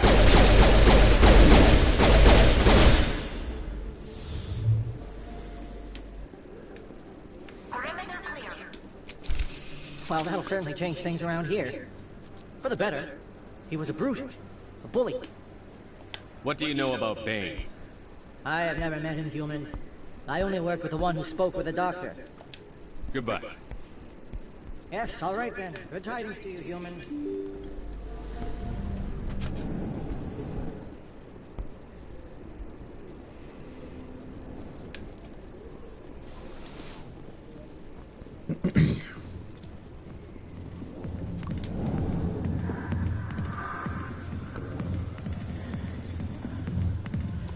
I'll be with you in just a second. I'll wait right here. Why do I get the feeling you're not here to order drinks? I need to talk to you about your work with CSEC. I don't know what you're talking about. Now, if you don't mind, I need to get back to my customers. This isn't a game, Jenna. These people are dangerous. Now you sound like my sister. Why is everyone so concerned about me? I can take care of myself. I need to go. I'm not a stripper. I don't get paid to stand around and look pretty. She puts on a brave face. I'm busy. The other waitresses can help you. Go away. Let me just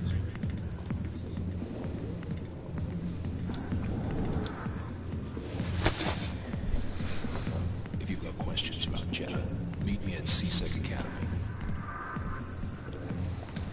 What did you just say? Push off. I never did nothing to you. Damn newcomers. Think they can run the place. What was that about?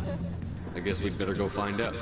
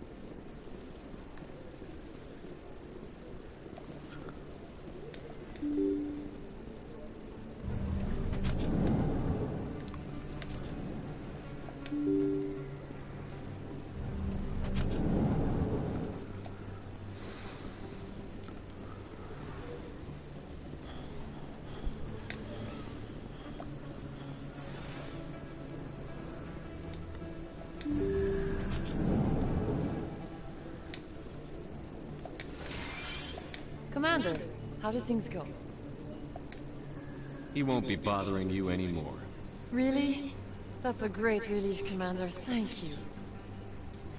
I can't pay you for your help, but I can give you a discount on any supplies you purchase here. The thug said he worked for a man named Bane. Sound familiar? Baines? I wonder if he means Armiston Baines. We worked together a long time ago. What can you tell me about him? Last I heard, the Alliance military was contracting him for some research in the Traverse. Captain Anderson might know him. We'll see what the captain can tell us. I wish I could tell you more. Is there anything else I can help you with, Commander? I'll be going now. Goodbye, Commander. Nice talking.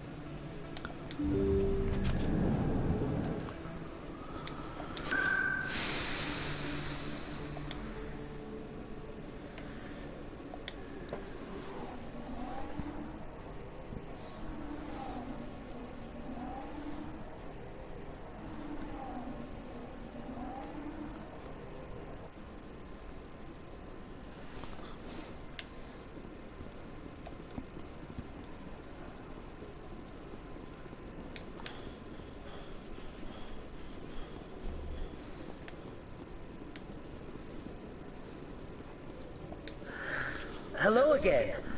Did you have any luck finding Shorbin? I found out you've been lying to me, Jalid. Lying? Why would I lie to you? What about the Keeper data? We know about that. He told you? I didn't mean for any of this to happen. I was afraid Shorbin would kill me to get the data, so well, I was hoping you'd take care of him. I can't let this continue any further. I'm reporting what you did. But I can't. What will happen to the data when I'm gone? Who will carry on our research? It's a bit late to be thinking about that. But this data could be used to unravel all the secrets of the Keepers. Think what we could learn about the Citadel. Tell me more about this data. Well, it's still very preliminary, but our initial scans suggest the Keepers are as old as the Citadel itself. We might learn how the Citadel was built, or why the Keepers always rearrange things. The possibilities are limitless. I can't let your actions go unpunished. No, please. I'll do anything. I've got credits. Let me go and you can have them. All of them. What's going on over here? Is this Volus causing you some trouble, Commander? He's admitted to stealing data from his workplace. Really? I think you'd better come with me. But, I'll take it from here, Commander. Thanks for your help. But the data, you don't know what you've done. All right, save it for your lawyer.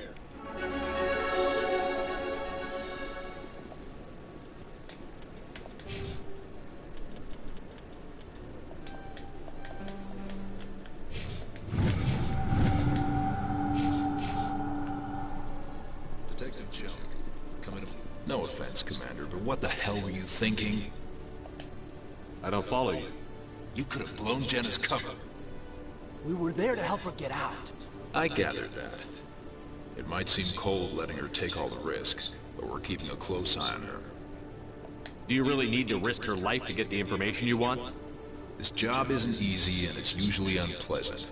I'll take help anywhere I can find it. But since you're so concerned with her safety, maybe there's a way we can help each other. Always thinking ahead, Detective? It's part of the job. Now, are you gonna help me or not? I'll help you, but I need some details. I'm trying to track down an illegal arms producer. I just need some of their product. Thanks to Jenna's intel, I've learned there's a seller here on the Citadel. Meet our man named Jax. Pick up the mods and bring them back here. That'll give me everything I need. Why are you so concerned about these mods? We have access to some of the most sophisticated weaponry there is. It's what gives us our edge. What do you suppose happens when we lose that edge? These give criminals an advantage we can't afford to let them keep. I'll persuade Jax to tell me where these mods are coming from. No. You tip Jax off and all my leads will disappear faster than you can say bad bust. Where can I find this, Jax? Jax is down in the lower level of the markets. I'll send word through our channels that you're the buyer. Good luck, Commander.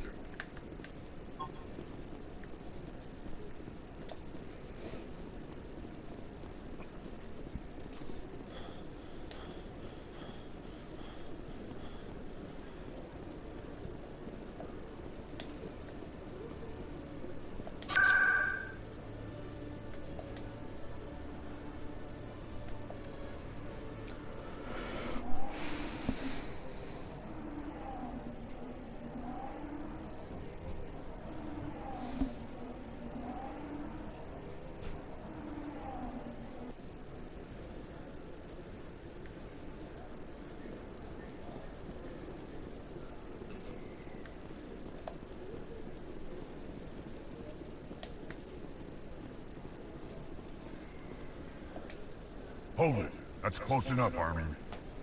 You got my payment? Do you have the X-Mods? Show them the merchandise. That looks right. Damn straight it is. These mods are the best on the market. Now hand over my credits.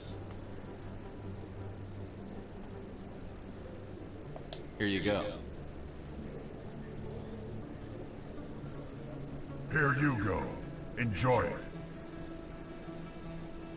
Come on, boys. We're done here.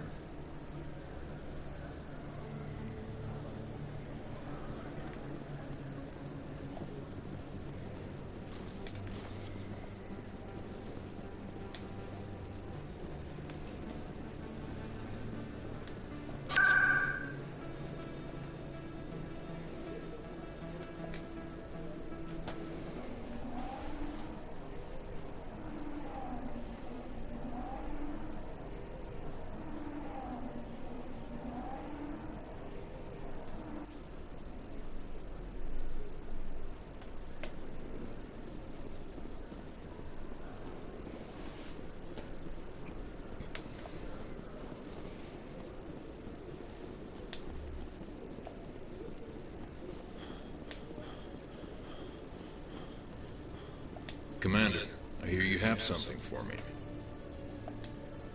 Here's your shipment, Chelik. Excellent. This is everything I need. Maybe more than I need. Here, Commander, take this. I won't need it. You've earned some payment for your work. As for Jenna, I'll make sure we get her out of Kor's den immediately. Now, I need to get these mods into evidence. Thanks again, Shepard.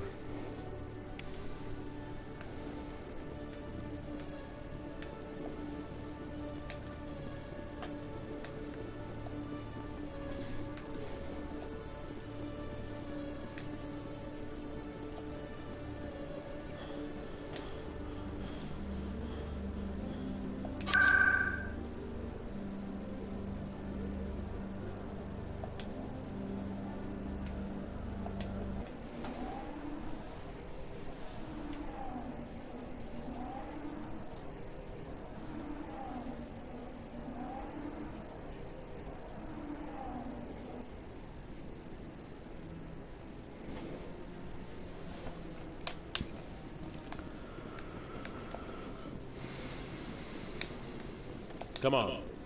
Udina's presenting the Quarians' evidence to the Council. Eden Prime was a major victory. The beacon has brought us one step closer to finding the conduit.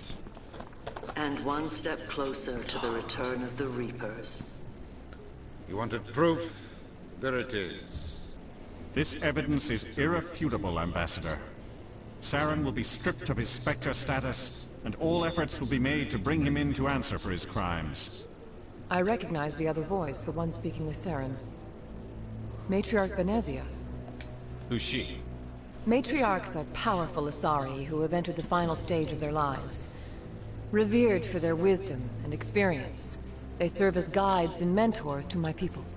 Matriarch Benezia is a powerful biotic, and she had many followers. She will make a formidable ally for Saren. I'm more interested in the Reapers. What do you know about them? Only what was extracted from the Geth's memory core. The Reapers were an ancient race of machines that wiped out the Protheans. Then they vanished.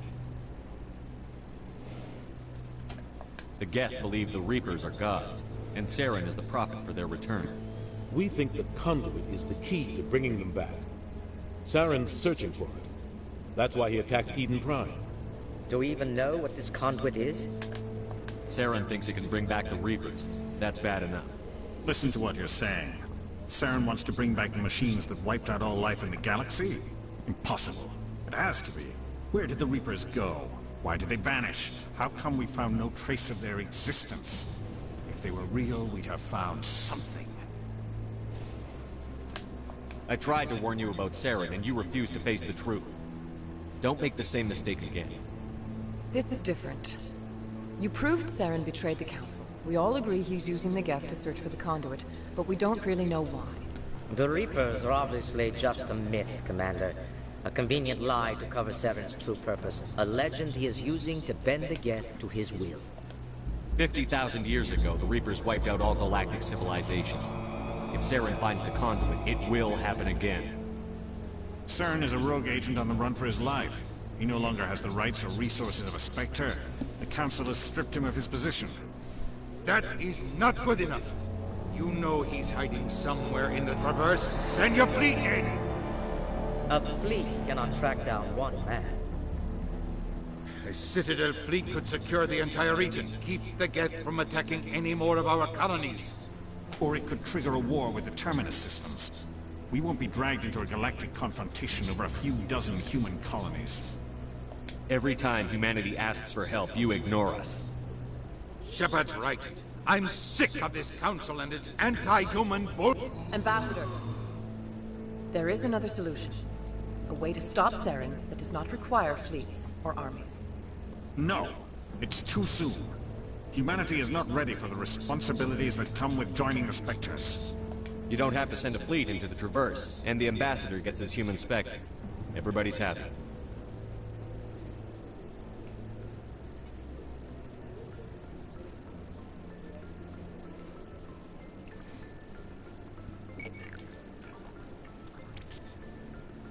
Commander Shepard, step forward.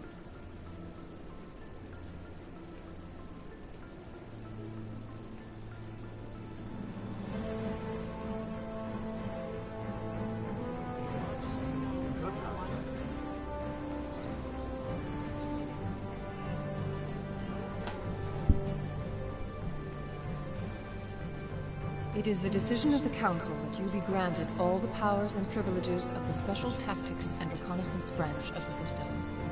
Spectres are not trained, but chosen. Individuals forged in the fire of service and battle. Those whose actions elevate them above the rank and file. Spectres are an ideal, a symbol, the embodiment of courage, determination, and self-reliance. They are the right hand of the Council, instruments of our will. Spectres bear a great burden. They are protectors of galactic peace, both our first and last line of defense. The safety of the galaxy is theirs to uphold. You are the first human Spectre, Commander. This is a great accomplishment for you and your entire species. I'm honored, Counselor. We're sending you into the Traverse after Saren. He's a fugitive from justice, so you are authorized to use any means necessary to apprehend or eliminate him. Any idea where to find him? We will forward any relevant files to Ambassador Udina. This meeting of the Council is adjourned.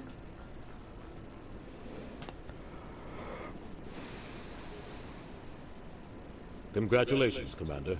We've got a lot of work to do, Shepard. You're going to need a ship, a crew, supplies. You'll get access to special equipment and training now. You should go down to the C-Sec Academy and speak to the Spectre Requisitions Officer. Anderson, come with me. I'll need your help to set all this up.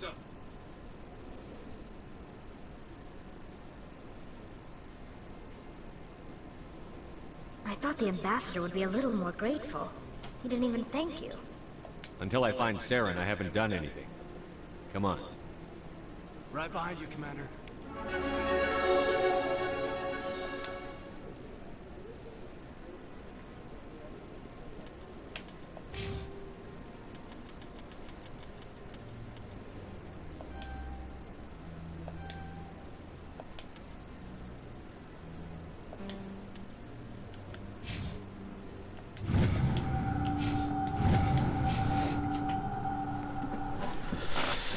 Right, I'm gonna leave it there for now. So appreciate everyone that stopped by during the stream, and anyone that watches it back. I hope you enjoy, and I hope you have enjoyed, and if so, hit the like button and subscribe and all that. I would really appreciate it. And until next time, I'll catch you guys later. Stay safe, take care, and yeah, catch us in the next one. Peace.